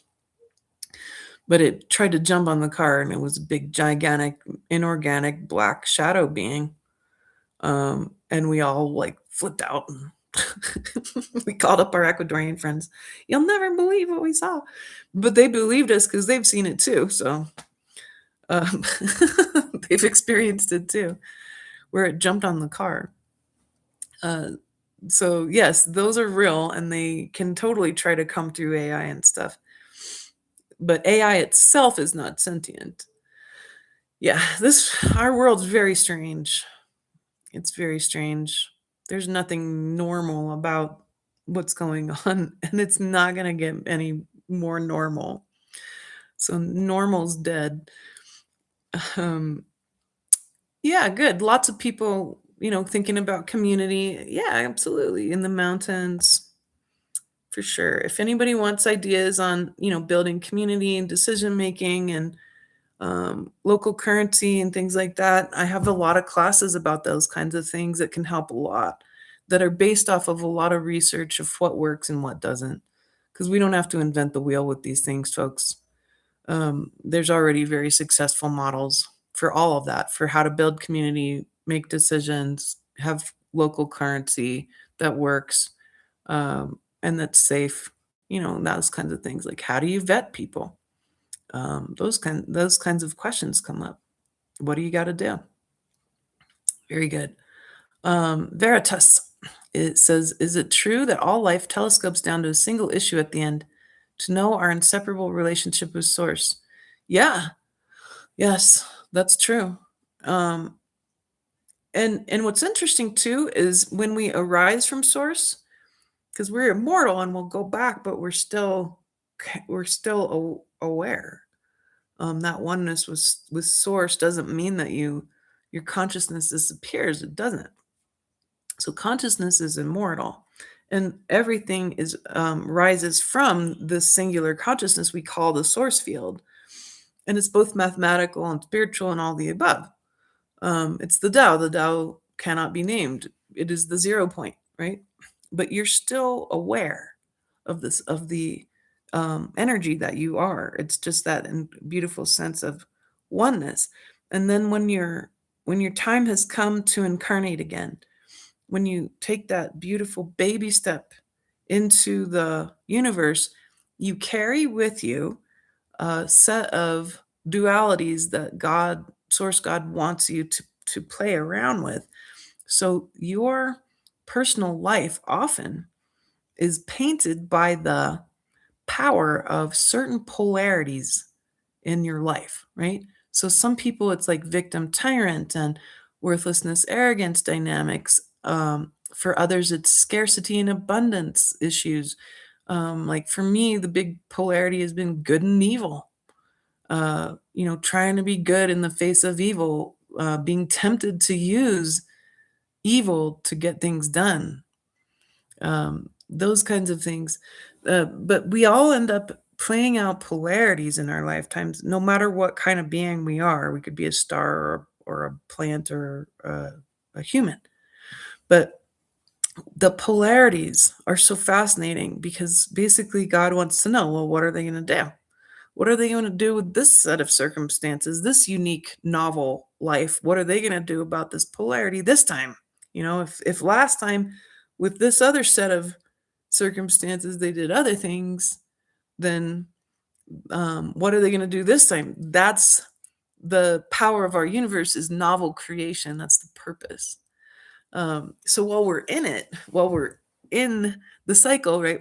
We're coming up from source, we arise from source, we go through our life cycle, and then we're heading back home to source. And yes, that final issue is becoming one with God, and the resistance to it creates what feels like hell or purgatory. Um, but then throughout that life, you're also then going through very specific polarities that perhaps you've also been looking at for many lifetimes. So, polarities is a very interesting framework to try to view reality from. And just always kind of consider it. Consider what polarities have shown up the most in your life. And that can give you a clue on, what is this novel life going to do about these polarities? What are we going to try out that we haven't tried before? And that's how cool this universe is. But that's a great question. Thank you. Um, yeah, I'd love to teach about the dark arts. So that's on the table. I want people to share their experiences, and then I can walk you through step by step how you deal with something like that. I want people to be able to understand what's possible, how the dark arts really work. It's probably going to be a pretty brutal class, but then what do you do about it? And how do you stay in natural law and right relationship with the law so that you don't end up incurring bad karma? How does bad karma really work? Why Why do bad people seem to have the slowest ass karma, right? That's actually a real question. I hear it from many of you and myself. Why? Why do these horrible, evil people have super slow karma? Why? Why? Well, there's answers to that. Why do people who work on themselves seem to have really fast karma? There's physics to all this stuff. And then you'll be able to see the dark arts all around you because it's everywhere. And then you'll know what to do. So yeah, I'm developing a curriculum for that, and then we'll set it up as soon as I can. There's no reason why we can't teach multiple kinds of classes all at once. Right now we're learning about ritual, and holy cow, that's really rich class. The first two classes have been really deep, 6 hours and 5 hours long, and really deep understanding of ritual and how it works. And we've got a lot more to do, but we've been doing some experiments in consciousness too, and a lot of cool miracles happening already. So if you'd like to join me for that, you can come find me on the school platform, SKOOL, and you can look up my classroom. It's the 12 with the number 12 dimensional path 369. And you'll see a pretty picture of a lady with all kinds of cool space stuff going on. And that's my logo. So come join me, and we're going to keep talking about this stuff. And remember, if you have classes you want me to teach, just tell me, because I can create stuff just for you all that you want, right? I'm at the point where I've kind of taught like the most difficult stuff already, and now I want to just teach stuff that you guys want. And people were like, you got to teach about ritual. You got to teach about the dark arts and how to protect yourself, and more about that. So this year is about those things. And what else? What else does everybody want to learn? I'm here to help. I love teaching. It's my passion. It's what I am built to do. Very good. So let's see. Yeah, an American community. That'd be so awesome. A 12D community. Marion says the power of love is the most effective force of alchemy, that every spiritual warrior has a presence within. It is a response to the continuous guidance of source. Yeah, I agree. And but the hardest thing to love is yourself. We are brutal to ourselves. And that's the foundation. And what that is sovereign service. So, one of the lies of the new age has been selfless service, where you just give up of yourself, right? Selfless service. Sovereign service is more true, where you include yourself, you include your body in service. Then you can't fall for the narcissist so easily. Then you're not codependent on them anymore, because you're including the needs of your body in all service. So if your body says, well, I want to do this, but I'm too tired, then you say, well, that as a sovereign soul, my body is part of the service that I do for humanity. And so my body needs rest in order for anything else to happen. Therefore, I'm going to take care of that first, right? So sovereign service is including your embodiment in the service to humanity, which is very powerful mindset shift. And then we're not leaving ourselves out. Selfless service is a lie, and it was created to make you very codependent on lots of narcissistic structures. Um, M says, I resonate with surrendering back into source God, not working at anything. What is ours to do will be presented to our awareness and cannot be missed. Exactly. Exactly. And I always tell God, like, treat me like I'm a toddler. Like, make it really obvious. Slap me across the face with it if you gotta. Like, just make it really clear for me so that I don't miss it. Um, Laura says, so what if the anger and hatred at someone that you don't even know? Oh, that's unfortunate. Like immigration agents or the Cheeto monster. I know that they're playing their part, but I can still really get angry. Well, remember that God, righteous anger is a fuel, but God is putting each of these beings in a specific position. We call this universal compassion. And the universal compassion means that all beings have a place, right? So these agents are playing a very specific role. Um, Donald Trump is playing a role. It's a perfect role for him. He is a divine disruptor of systems. And, if you think that he actually has as much power as he does, then you don't understand the power structure. Donald Trump doesn't have any power.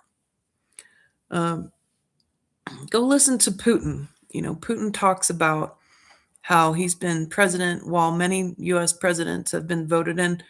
And he has a very good interview where he says, and then the president will come in and he's got all these promises he wants to keep, that he intends to keep. And then he comes into the Oval Office and men in black suits and red ties show up and tell him who's really in charge. That's what Putin said. So, that's why most of these presidents will age real quick in the first couple years, because they were lied to too. And they thought there was a power structure that's not there. So here's the deal. There's 6 people who run this planet. A lot of the pundits and researchers these days, they have not fully discovered that. They're getting closer. They have realized that there is a ceiling to a system, and that everyone under the ceiling, you'll know their names. You'll see their faces. They might even be on a magazine for being super rich or whatever, having a Fortune 500 company. But the truth is that the real actual rich people, the richest ones, are trillionaires, they're zillionaires, they're quadrillionaires, and they will never be found. You'll never see their face. They're not findable on the internet. You'll never know who they are or their bloodlines. So if you know their names and their bloodlines, and if you know anything about them, they are not at the top. They are not. They serve the 6. And the 6 only have 2 assistants each. And those are the only people allowed to see them and interact with them. And those assistants are blood related. So there's literally 12 people underneath them who then interact with these other echelons of people whose names we know. So that's what people are, as they're researching the e-files and all this other stuff, they're starting to ping this very high ceiling, but they don't know what's past it, and they don't understand how any of the tippy top work. So those 18 people, the 6 and their 12 assistants, those people are the ones that literally run the entire planet. And the people who are under that ceiling, that glass ceiling, are absolutely terrified of them. So that's why people will do some insane things and seemingly against their own survival and logic, because they are that afraid of these people. So and that structure is very, very real, and I'm waiting for people to figure it out. But these are the 6 seats of power, and this is run in a very certain specific way. So I can't really get much more into it, but I'm waiting for people to finally break that ceiling and to look more closely at what's real.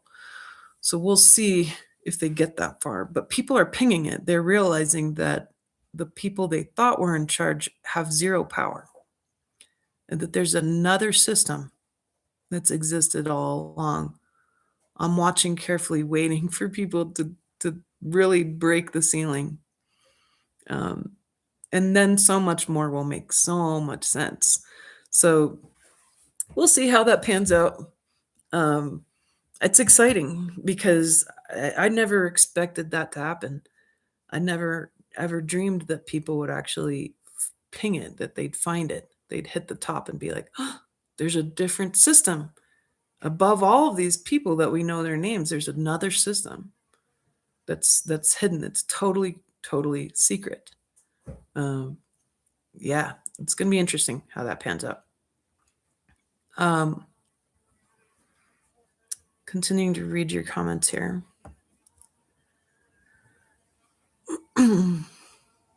My point about anger and hate is that it'll do you no good unless you're willing to turn it into power, and it'll do you no good unless you're willing to turn it into right and correct thoughts, words, and deeds. So if your anger and hatred cause you to start cursing people or saying bad words or making curse statements, that stuff's going to come slap you back in the face. Especially if you're working so hard on yourself. And I know that you are, Laura. Um, so don't don't do that to yourself. You hurt yourself more when you curse others because it will come back to you always. And the instead you want to take that anger and you want to take that hatred and turn it into a very corrective and righteous fuel to fuel mm, more keen and clear thoughts, more discernment to fuel more clear words of action and using divine law, using divine affirmations. So, source God, please let it be so that the karma of the people who are going and doing all these terrible violent acts is very clear, and help them to see the truth, show them in divine timing and order the power and importance of their actions. Allow all of their experiences to be fully understood by their souls in perfect divine timing. Let it be so. And then you drop it, right? Or what I had to do for like some years, source, let it be so that all of the karma comes to fruition fully for my ex husband in whatever ways that will serve him and his soul best. Let it be so, right? So you want your anger and your hatred energy to turn into powerful statements of truth. It's not about, let them get theirs. It's about let the divine karma that I don't know about, because you don't know. None of us know hardly anything about Donald Trump. People think they know. No, you don't. Nobody knows anything about this guy. Nobody knows about these ICE agents and their lives. We don't know anything about these folks. You don't know the full extent of their karma. But we can ask for God to put attention on it, but then we relinquish our attention. You're wasting your time putting attention on things that can only be managed by the divine. So that's why those statements of power, let it be so that these things pan out in perfect divine timing and order, not my timing, not my order. Let it be done in the divine's will. Let it be so. And then you let it go. But when you say those words out loud and you let the power of your emotions back them up, then they get somewhere. Then it activates God's divinity in the order around you. And that way you save yourself from the bad karma of cursing people, of saying bad words about people that you don't know. So that's key, because otherwise you're just going to incur more bad karma for yourself. That's how I approach it anyhow. Yeah, we all need to really practice some self-love more deeply. It's super true, Heidi. Um, yeah, and my good karma was having a boyfriend who came and protected me and sat with me in the worst drama of my life, protected my kids, stayed neutral. Most men would have left a situation like that. No normal man would ever stay in a relationship with me in the middle of a mess like that. And he did. And that was my good karma because I had done my best in my marriage to try to save it. So my good karma was having a divine masculine show up and keep me safe and stand between me and real danger. Um, and I'm so grateful for that. Uh, Philip says absorbing the energy seems to have a parallel with the way different colored light is absorbed or bounced off objects. Is that about right? Hey, yeah, that's exactly how I see it. I'm glad you saw the correlation too, because uh, I'll see these patterns and I'm like, is that right though? And I see that too. It's exactly the same. And then we become more and more like source, right? Where we have absorbed all that is. That's us mimicking being like God. And that's exactly what we're here to do. And let God move through us. Oh, cool. Okay, thanks, Douglas. Japan was the modern start for Reiki. Awesome. Um, I have no idea about higher Reiki images or hieroglyphs in Egypt, Rama. I really don't. It sounds cool. A Homo Luminous Federation. I like that. Angela, that's cool. Good. Economy for the Golden Age class is fantastic. Thanks, Angela. Great. And so that's just a clue for you where I talk about creating a different economy, and that you can do it and it can be done locally and that it's actually not that hard. Uh, you have all the tools you need. You don't have to have gold to back currency, people. Gold backing currency is actually really outdated and it creates a hierarchy. So the best way to back currency is time because everybody has it and it's a scarce resource. And then all of us enter into an economy in equanimity instead. So there are ways to fix the mess. There are. I'm so grateful that we actually have access to this kind of stuff. Very good. Um, Rama says, letting go of senior HUD income based housing, seeking friends that feel like family and to share a beautiful place. Yeah. Reach out to each other. Um, there's there's no reason why these kind of calls can't be an impetus for people coming together and creating together. It's time. Focus on building the new. Don't get distracted so much by looking at the stuff falling apart. Put all of your effort in. You can't save anybody anymore. It's not about saving people. Now it's about preserving and it's about creating the new. So let's focus on every day a new building block every day. One new building block every day. It may be a new word or maybe a new affirmation, a new concept. It could be a new way that you're trying to communicate differently to your family or your friends or your clients. It could be a new class you're taking to try to really understand yourself in consciousness or a new therapy technique to heal yourself. Something new every day, a little something new. Beautiful. Marion says, being one with is accepting all the opportunities we have been given to grow into remembering what and who we truly are. Absolutely. And then it creates a very wide repertoire of you understanding God through all possible frequencies that God created, right? I saw this image when I asked God one time, a long, long time ago, about love. I said, well, what's the real nature of love? And God showed me the full spectrum of all the light in the universe. And some of that light's like really destructive and dangerous, like gamma rays, right? Or X-rays. And then there's other light that's really creative and healing and all this other stuff. And God said, all of this is love. This is proof of love in this universe because all of this exists. So the Dark Order, our adversaries, the drama and the trauma and the messes that have been made, all of this was actually born of love. Because without it, we can't evolve. We can't become better and stronger. We can't become luminous warriors without challenges and tribulation. Suffering and trauma are the foundations for all innovation. And humans don't innovate the cool stuff unless we're in trouble. And really, the best parts of our civilization have often been cultivated and curated out of the suffering that we've been through.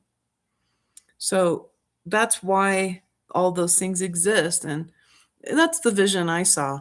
And it resonated with me that the proof of love in this universe is the existence of all the possibilities. How light itself can be both a powerful creation, a preservation tool, or a tool of destruction, or a tool of integration, and thus following the laws of the universe. Um, yeah. Okay, people like the dark art, dealing with the dark arts class idea. Good.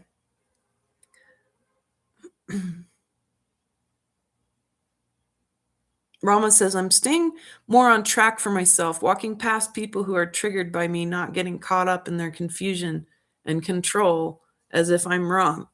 Oh, sure. People are going to get more manic. The sun dramatically affects the human being. And it's going to just, yeah, that stoic calm is the best thing we can bring to the table. Just being objective. Yeah.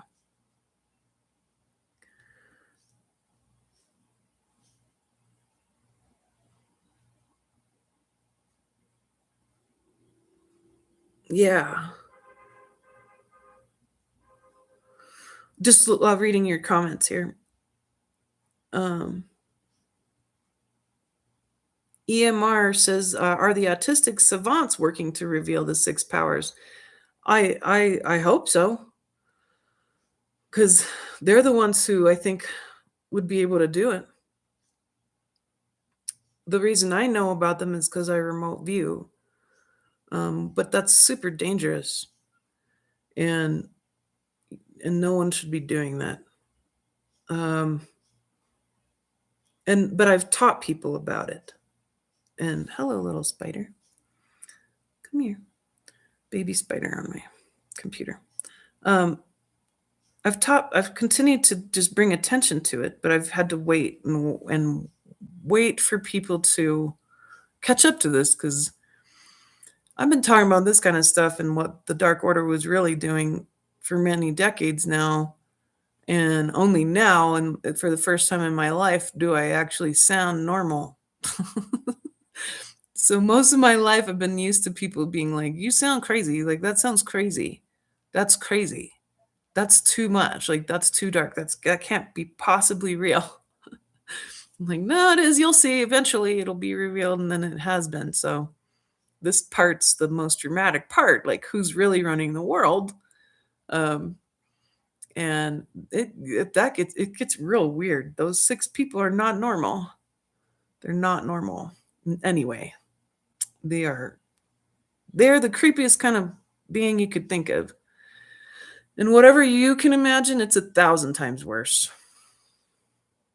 That's why it shouldn't be all of our jobs to look at the dark, right? We should have sources of information. Most of most of us should be building in the light. There's a few, handful of people who are built to go reveal this stuff, and it's their purpose. Um, but that's not everybody, and most people need to be building the new right now. So just let it unfold. You'll see for yourself, just like I will. I'm just waiting. Then we can hopefully speak openly about it. That'd be great. Veritas says, about those six who run things, are they Satanists? Oh, yeah, the worst kind. How do they identify themselves, and what source do they acknowledge? Hmm. They worship the Dark Mother.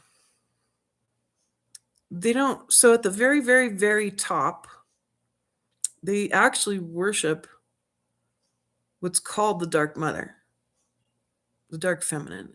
They don't worship Satan. Lucifer and Satan are two different beings. Baal and Moloch are different beings. Those are more like lieutenants to the dark mother. And they don't worship God. They worship the dark mother, which is the all-consuming energy. It's the energy of it's the energy of never-ending hunger and domination, dominion. Dominion is one of the energies. They worship the demonic realms. They worship the galactic AI, and they worship themselves. And they are very, very long-lived because they're cannibals. I won't get into much more at the moment, but I think you kind of get where I'm going. That these are like the worst of the worst, and that the religious structure they have is not well known. It's a cult, but it's a very different one. This is not something you can go look up on like a, Lucifer.com type thing. Their religion is weird and it's a secret. And the way it functions is not at all like any other religion I've ever looked at. And one day we'll be able to get into it. So hang with me, all right? I bet you in a few months we'll be able to talk more openly about this, but hang tight. They are Satanists in that they believe that they can have and that they should have. They believe they're better than other humans, and they believe that they should have power over all human beings. They believe that they have dominion over the earth. That's part of their religion. And they set themselves up to be worshipped. Their religion is very, very weird. It gets much weirder than that. But it's not anything like anyone's ever seen before. That's for sure. It's psycho for sure. Because none of it makes any sense. But gosh, it makes them feel powerful, so they keep it going. Yeah, the best prayer for others is that their soul is to prosper. Yeah, create good karma, and all the people that you really hate, just ask God to help their souls reveal the full truth for them, because we don't really know the full outcome of stuff. Most of what we see on the media and on the internet and stuff is very distorted, and it's only a tiny portion of the bigger truth. Jessica says, this is a general topic. Are there classes you'd recommend for working with fear, lack of safety, and trust within, trusting the divine? Yeah, the first light body, the I am presence, the class called Empaths and Entities. I talk about empaths and how to fix the problem of the empath, because the empaths are not trained about their superpower. And most of you just suffer needlessly. Those two, and then I would look at the healing series, like Healing the Masculine and Feminine. There's several. Healing Our Communities, Healing Children, because you can use the Healing Children piece to heal your inner child. And then there's trauma healing resources. So if you get onto school platform, or you go to my website, prismatichuman.com, or even the 12dimensionalpath.com, you can message us and we'll send you free resources on helping you heal trauma much more quickly. I've written some ebooks that we send you and techniques. So if you need resources to help you with all of this inner work, we have lots of free stuff for you that really work well. These are techniques I developed over 20 years ago and have used them very consistently with tens of thousands of people and myself. And I use them all the time. And that's how I've been able to chip away at this awful self-hatred, right? Gosh, for the first time, I can actually look at myself on a video and not have such terrible dysmorphia. And dysmorphia is weird because you're hallucinating. It doesn't feel good. And but I've been working on this self-love piece a lot. And it has these really beautiful results, these measurable results where you can bear to see yourself in the mirror for the first time. Or where you finally go for a whole day. Imagine this, a whole day where you don't speak badly about yourself, right? There's been so many days I couldn't go a whole day without thinking nasty thoughts about myself, right? It's incredible how brainwashed we've been, for sure. Um, and a superpowers class, yeah, yeah. Well, there's a lot. There's 144,000 superpowers. There's siddhas. I wouldn't be able to cover them all. I could probably cover the categories. That'd be a fun class. Let me sit with it and see how I would approach it, because it's a lot of information that I wouldn't be ever. I'd take me years to teach everything, but um, we need to know. We all want to know, what are the powers. Like, at least the categories would be cool. Let me think about that and see if I couldn't put it into a lecture. Very good. Let's see. Veritas says, I consider everyone who has found you, Elizabeth, and sees the value of your mentoring to be my community. Wow, that's so awesome. Thank you. I feel the same. Most of the people I get to talk to, I just love it, because I would love to just be able to sit together and have, big discussion groups in a coffee shop or over a beer or something, and enjoy each other's company and be able to learn from each other in real time and have that presence. So I'm fine. I finally did get my visa, and I'm working towards being in more personal presence with you, so that we can talk about this stuff. And like, I'd love to come and give you guys advice about community building, and show up and be like, do these 5 things and you'll be set. Or that'd be super fun. I would happily come and give advice if useful, or just show up and hang out. It'd be fun too. Plant seeds. I like planting. Help with the planting. That's what we do here in Ecuador. Everybody helps each other planting their fields.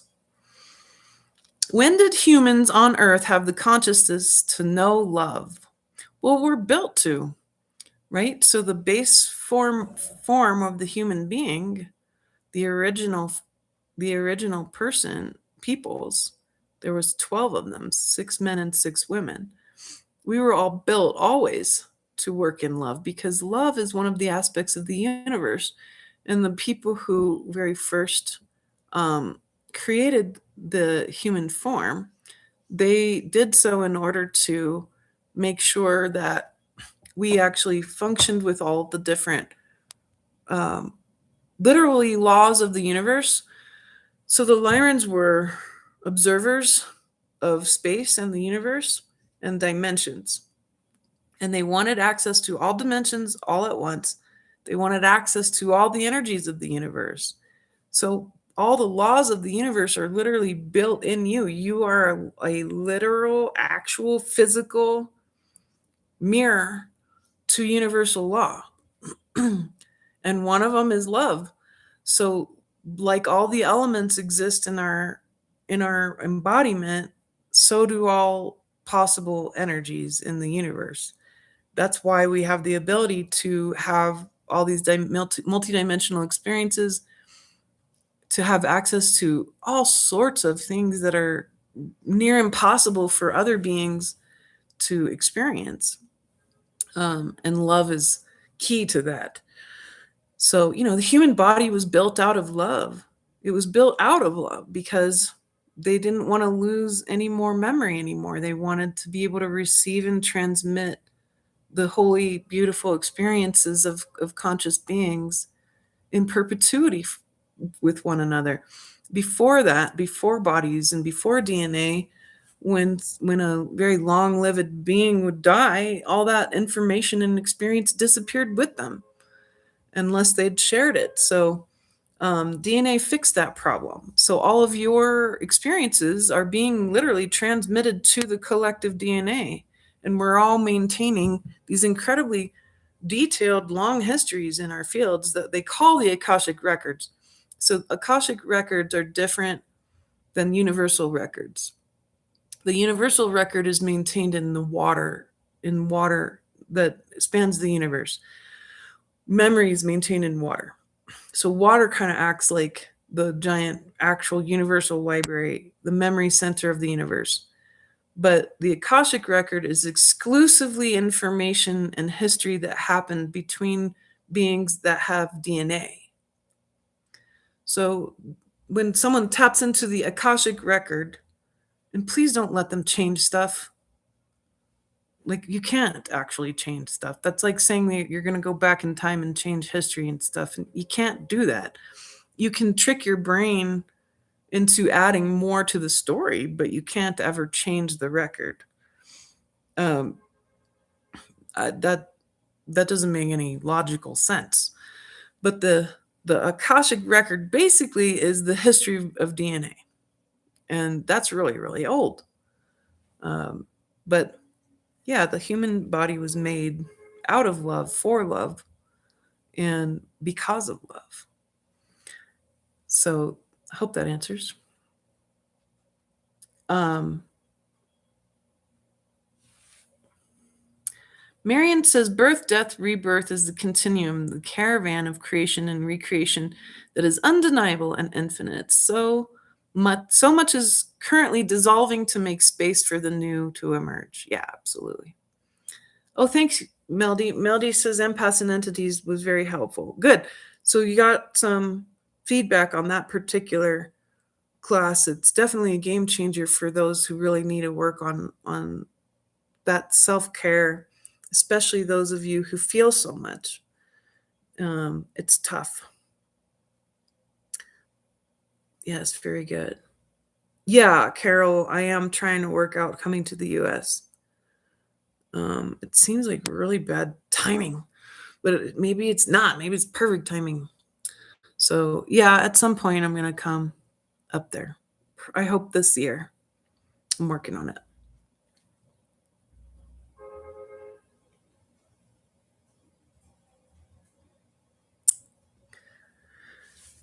Yes, I like that. That's a good quote. Marion says, knowing and being known is the greatest blessing. It is not factual knowledge. Instead, it's the feeling, instead feeling the beloved lover being in love. Yeah, I like that. And when you're closer and closer to source God, you feel that same really endless loving power. And that love really dissolves everything in you that is resistant to that love. And it can be very painful for a while to just sit in that love. That's the ninth dimension, the ninth light body, to be in the presence of that love.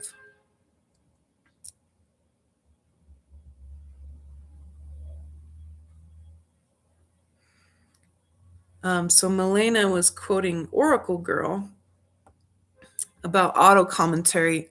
The negative voices in our heads were purposefully introduced into our systems to strip us from our power, and that we are actually beings of golden silence.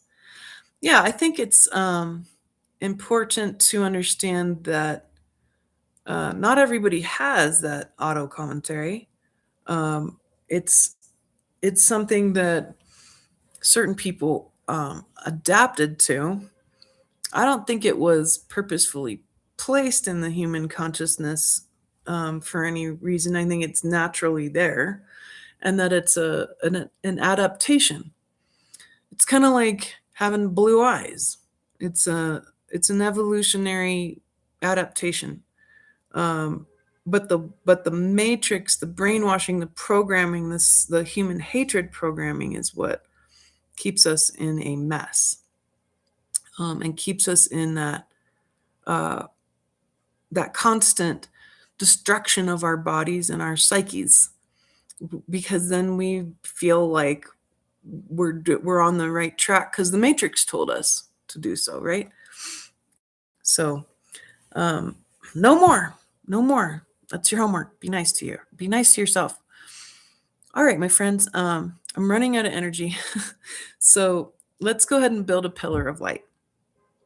And um, I would like to build it somewhere really specific.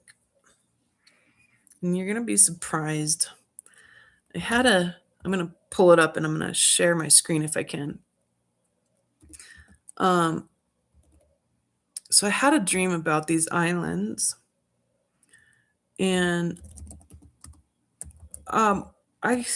so Source will show me places in my dreams. And this place I didn't know existed. And a lot of the times I'll have dreams about places I have no idea are even real or not.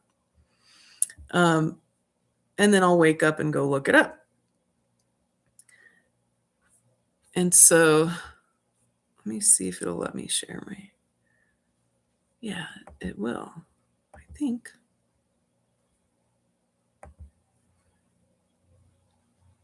Oh, yeah. There we go. All right, so I think you can see my screen now. And where we're going to go, you see how here's Madagascar and Africa and Australia. There's this island right here. This one that I dreamt about recently. And I don't know what's going on with this island, but there's this really cool mountain called Mont Ross. Look at this mountain. Look at that mountain. Do you see that? That is nuts. So I love it. I'm in love with this mountain. Look at that cinder block in the front of it. Isn't this cool? I didn't have any idea this existed. So I had this dream about this island and this mountain, and then I went and looked it up and found it, and of course it ended up being real. So I think it's super cool. And what I want to do is build a pillar of light. Oh, okay. Can you see the mountain now? It's black. Okay, sorry about that. Let me try to share it properly. Oh, you can? Look. Okay, good. See the mountain? Isn't that wild? Look at that. It's cool. So that's Mount Ross. Mount Ross. Okay, so the island. Now you see the mountain, but to see the cinder block in front of it, that big cinder thingy, it's cool. All right, so let me show you the island though, because I have my pin on Mount Ross, so you can see how far away this thing is. It's just in the middle of nowhere. All right. So hopefully now you can see the map. See this island? It's literally in the middle of the Indian Ocean. I didn't even know it existed. And I had this dream about it. And I think it was because we're supposed to build a pillar of light here. And we can go in and do it and go right out, and we're going to just do it on the top of this cool mountain, Mount Ross. This really awesome being that I didn't even know existed. But it's such a neat mountain. Okay, now you can see, I think, can everybody see where this island is? It's in the middle of the Indian Ocean, almost equidistant between Africa and Australia and Antarctica. That's where we're going. All right, so those of you who, okay, it was lagging. Good, but we got it. So those of you who have not done remote viewing before, that's okay. Just follow me and you'll be safe. Don't wander off. Then you're not safe. Okay? And we're not going to be there long. We're going to be there for as long as it takes for us to build the pillar, which is 3 parts to the pillar. And we're going to use our gut mind, our heart mind, and our third eye to build this pillar of light that's going to act like a prayer, right? And because it'll be on this awesome mountain, on this very, very cool island, by the way, it's really cool. It's but it's in the middle of the ocean, it's going to magnify everything. So the water magnifies what we do. It is the coolest island, isn't it, Philip? It's so trippy. Go look at this thing. Look carefully at it. It's so interesting. There's lakes all over this island. It is the weirdest looking island. It's so wild. There's huge like canyons and cliffs, and the terrain is really interesting. So we're going to go to the top of this mountain, and that's all we're going to do. So we're going to go into a very special refuge that I've made for our community calls. And what we do is we use our imagination. This is how you do remote viewing, not government-based programming. And it's the basics, but don't go messing around. You can't go do remote viewing just anywhere you want. It's very, very dangerous, and you can die. So you need to be very conscious to not to remote view random stuff, right? Instead, it's better to do it as a group with someone who can protect you and watch your back, like me. And if you want to do more or want to learn more about remote viewing, I have an ongoing monthly remote view that we do in a group, and it's profound. We've done some really beautiful work together, and it's super fun. And it's all very light and bright and beautiful. We're doing safe things and take you safe places. And basically, we don't know where we're going to go until I dream it the night before. And every night I have a dream the night before about where we're going to go. That was the deal I made with God, that, to keep everybody safe. So in this case, it's kind of similar, but we're doing a pillar of light. So what you do when you do remote views is you need to go to a refuge first. So you go to a safe place, and this is where you start and it's where you end. And this way, nothing can follow you. So you don't want stuff to follow you. I figured this out. I started remote viewing when I was 2 years old, and I realized that I wasn't safe because stuff would follow me. And so when I was like between 5, 6, and 7, during those 3 years, I developed my own refuge space where I would start and end if I did remote viewing, and then stuff stopped following me. So I had to learn the hard way, and then continued to build more and more refuges and spaces on the inner planes. And this is the 4th dimension, the dream realm, that we're using to do this. So the refuge that I'm going to take you to, it looks like basically a beautiful white house, a white cottage house. And so on the inside, it's very cozy, and there's a big, beautiful ballroom and lots of candles. It's all gold and rose and white, and it's very beautiful and fancy just for you. But that's where we're going to start, and that's where we're going to end. And then I'm going to take you directly above the earth. We're going to go look at this island. We're going to go pop ourselves onto the top of this awesome mountain. And then we're going to build our pillar of light. And then we're going to come back through the refuge and then back into our bodies. And we're going to do this quickly. That way we don't garner too much attention. So that's the goal, right? So does that make sense? Sure. Yeah, I can put the mountain back up.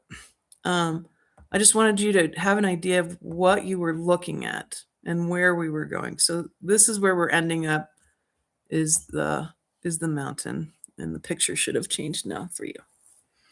All right. So now you have an idea of what we're doing. Go ahead and close your eyes. Just take a nice big deep breath. And we're imaging our beautiful cottage that I've made with our ballroom in the middle. It's a big white house. And you're just going into the house and come with everybody who's on the call. Good. And, you might smell things, you might experience it. Some people don't see stuff. Some people just feel things. That's okay too. Just want you to feel that the structure, it's bigger on the inside than it is on the outside. That's very common with 4th dimensional structures. And out the back, there's a doorway. And that doorway leads above the earth in the beautiful photon belt around the earth. So when you're ready, Just take a deep breath and walk through the doorway, and then we're above the earth. So, remote viewing, you're using your imaging skills to project your fourth dimensional body while still tied to the 3D. You're projecting your 4D body to go view that whatever you're looking at from that dimension, which is why 4D stuff doesn't always look exactly like 3D stuff. Good. And so remember where we needed to go on the map. It's in the Indian Ocean, triangulated between Australia, the Horn of Africa, and Antarctica. We're finding our beautiful island, go down to it, and we're finding Mount Ross, this big mountain. And remember, you have your image in front of you, so if you want to imagine the mountain, you can have that image too. You can look at the image. You can open your eyes, even when you're remote viewing, you can come and go because your 4D light body is being projected to a certain spot. Good. So come with me. We're going to the top of this mountain. So imagine we're just surrounded in all this gorgeous snow and all these beautiful crevasses, and you can't fall or die or anything like that on this mountain. And you can feel the power of this place. It's definitely totally unique. It's a different place. I'm very glad God showed me this island in my dreams because I would have never known it existed. It's just so cool. Very good. So come into a circle with me on the top of this mountain with all the snow and the beautiful water all the way around us. It's just magnificent. Beautiful place. Good. All right, when you're ready, come back into your awareness and put your awareness to your gut mind first. So we're going to project the energy of, let's see, what does God want us to be doing here? So unification comes in, unification and sovereignty, unity and sovereignty. Good. So let's bring those energies up. Bring up the feeling of unity and sovereignty and how they work together in their special flavor in your gut. Bring it up in your gut. Imagine it is like a ball of light. And then when we take a deep breath, you're going to do what we might jokingly call a Care Bear stare. If any of you remember the Care Bears would literally project energy through their stomachs, all this light, right? And certain kinds of power and light. And when they would do it all together, they created enormous amounts of power. And what we're going to do is kind of like that. We're projecting this energy through that part of our body to build a structure made of our intention and made of that pure energy. And that structure remains in perpetuity until it's no longer needed. But this is for the whole world right now and everything we're going through. So go ahead and pull that all up. And with a deep breath, project it to the center at the foundation of our pillar all together now.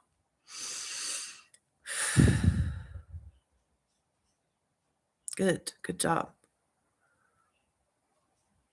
So this came together as a very vivid, I'm just going to describe what I see. Some people see and feel different things. That's totally okay. I'm just going to describe how I see it. And it doesn't mean you're going to see it that way. Not all of us are unique, so we all perceive things differently. For me, I saw a very bright, vivid electric blue color, and it started to spin counterclockwise. And it created a big, huge foundation that's still spinning. It's a circular foundation of this very bright blue color. Now, all that might change, but pillars of light are unique, and because each time, there's different people, different circumstances, different places, different needs. They're all unique. So that's the energy I see, and it was very beautiful. It was gentle. Good. All right, come up into the heart, and we're going to project 3 different energies together. Again, they create their own flavor, right? So like a Napoleon ice cream, right? You got 3 flavors together here.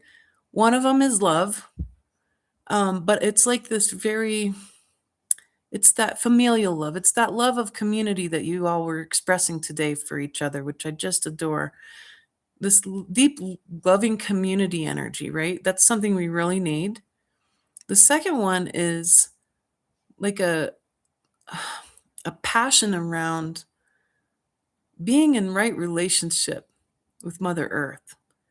And so, whatever emotion or energy that brings up for you, being in right relationship with our planet as a species, that then creates a more holy economy, a more holy politics, a more holy social structure, right? But it's got to start with us and our relationship with our planet. So bring that up too. And then the third one was nature's abundance, not human abundance, not money, nature's abundance. Nature's abundance, the abundance of the cycles, the abundance of the seeds and the birds and the plants and the bees and the fruits of the of nature, the labor of the beautiful trees and beings around us as they create everything that's needed for our survival.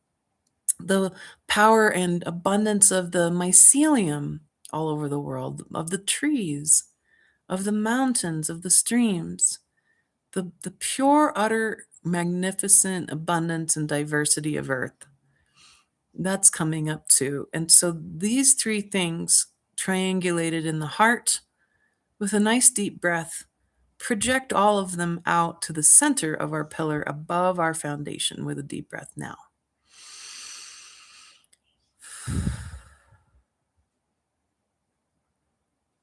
Wow. Well, that spanned out really far and then it grew upwards like a big giant sequoia tree. So what I'm seeing is it looks like a big fractal of all of those same energies growing and then spreading outwards like a like basically an enormous tree of life. That seems very appropriate. Beautiful. All right, come up into the third eye, the mind, the awareness up in your head. And we're going to pull up the energies of what we would call holy or sacred innovation. Sacred innovation. So we're blessing humanity with the gift of sacred innovation, which means innovation through spiritual pressure. And it means evolution happening many times faster than it would perhaps in the physical world. If we bring in the sacred innovation, it is born of incredible spiritual awareness. And sacred innovation would then basically be the foundation for us creating the golden age on earth. That the building of that golden age requires sacred innovation, not just any kind of innovation, not innovation based off wealth or greed or profit, but innovation that is built on the sacred, on the divine. Good, let that be so. Bring that up into your mind and project that with a deep breath to the top of our pillar, like putting a star on a giant Christmas tree.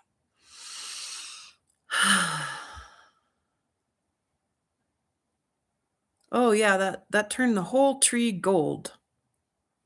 Cool. That was neat. It was very Christmas-like. It just spilled all over this tree of energy and then it lit it all up like a big beautiful Christmas event. Good. Christmas for humanity today. Why not, right? Christmas in spring. Neat. Okay, so that's what I've seen about our pillar. What a cool pillar. So this one's going to live, it's huge, by the way, and it's going to live here on this mountain and just be magnified endlessly. All right, so now really important, you got to untie your energy from this creation, okay? So take your hand and I want you to brush it over the top of your head, touch your head, brush it over your face, and disconnect your energy, your personal energy from this, from your heart, your gut, your whole body. And just take a deep breath and bow to this creation. We bow to the mountain. We bow to these islands and say, thank you so much for hosting us and helping to support this pillar of light in perpetuity for the healing of all of humankind and their relationship with the earth. Let all of the intentions we have placed here, let them be fulfilled in perfect divine order and timing. Let it be so. And take a deep breath. And now rise up above the island, back up, above the earth. Turn around and you'll see our doorway floating there in the sky. Come through the doorway back into our house that we were in. Shake off any energies, disconnect from what we just did. Bow to each other. And then you can come back through the front door, back into the body, and take a nice deep breath and open your eyes. Good. Good job. Nice and swift, hardcore pillar building. That's what I like. Nice and fast. Then we don't risk anything. We don't leave anything behind. We don't leave any trace of what we did, but that pillar remains, and it's very, very big, and it will do what it's meant to do. It's going to share all these energies with the rest of the world as we have all intended. Very good. So I hope that this will be fun. And hey, you all can do this kind of thing, right? You can do this with any group of people. You can build pillars of light anywhere. And just ask God to support you. Follow the rules. Have a refuge. Don't go wandering around. Otherwise, remote viewing is not safe. It's not at all. And so you can't just go wandering around these days. But Source God will provide. And if you have cool pillars you want to build, or you're compelled, or get a couple friends together, go meet up on school and say, hey, we're going to build this pillar of light at this time. You don't need me. You have the skill now, right? The tool we share. We share these tools, and we can all do it together. So yeah, I love those qualities and frequencies. It's a very sparkly, beautiful creation. I like that too. Yeah, Laura said she saw like a big monument, like a Washington monument, almost like an obelisk, but in gold. Yeah. More pillars to come. Pillar building's really fun. I stopped for a while, and I stopped community guilds for a long time, and I've always missed it. And we used to build pillars for all kinds of stuff. So totally worth doing. It's a very beautiful, easy, gentle way for everybody's intentions and energies to count. So super love that. Marion says the light streaming from the core of the earth through us to the center of our galaxy, a reunion that send out ripples of activation. Beautiful. Oh yeah, Veritas also saw the golden shimmer down the tree, and it keeps shedding light. Yeah. I like that. It's like a celebration of life, just like Christmas is supposed to be. Good. Yeah, it's fun to do it in a group. Yeah, and we did it quick, nice and fast, which is what I want to do because I don't want to bring too much attention to ourselves. But yes, if you want to do more remote views, we're going to continue to build pillars there too, and they're very profound. They're very cool. This last one, we went to Lebanon, and we went and visited the monastery of Saint Charbel, and we all got to visit Saint Charbel, who's a miracle worker. We went to the Cedars of God, and we spoke to the ancient trees, and then we went to Baalbek and spoke to King Solomon, and we built a pillar of light there with him.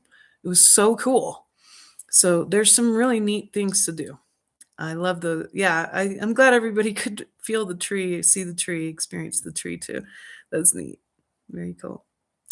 My friends, thanks for spending time with me. Sorry for the awkward beginning, and just kind of I just was trying to show up. Some days I get up out and I'm like, I can't move, but I got to show up, so I'm here. And it's just how it goes. But I sure appreciate all of your really wise questions, your ideas for classes, your presence here. Now you know about this cool mountain, and you can add this beautiful being to your awareness. And thank you for spending time building this pillar of light with me today and just chatting and being together in our beautiful community. And yes, absolutely. Let's keep building community, build the new, a little every day. Get together, get on that school platform, talk to each other, um, meet in groups, discuss. If you want me, if you need me, just let me know. Otherwise, you don't. People can really bring so much. All have so much to bring to the table. Such power and beautiful energies, my friends. And all of you, you're all so awesome. And I'm oh good. Philip says that cinched the deal because he was interested in remote viewing.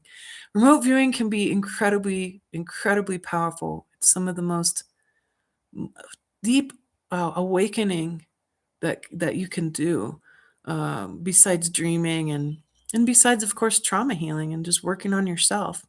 And Carolyn, thank you. She said self-love and forgiveness are key. 8 self-hugs for 21 seconds a day keep us going in this direction. I like that. 8 self-hugs. Building wholeness, Marion says. Um, Good. Yeah. And come join me for remote viewing. Look for those emails. I'm recreating the space so it's more separated from the rest, because there are so many people who are interested mainly in remote viewing. But you'll get an email.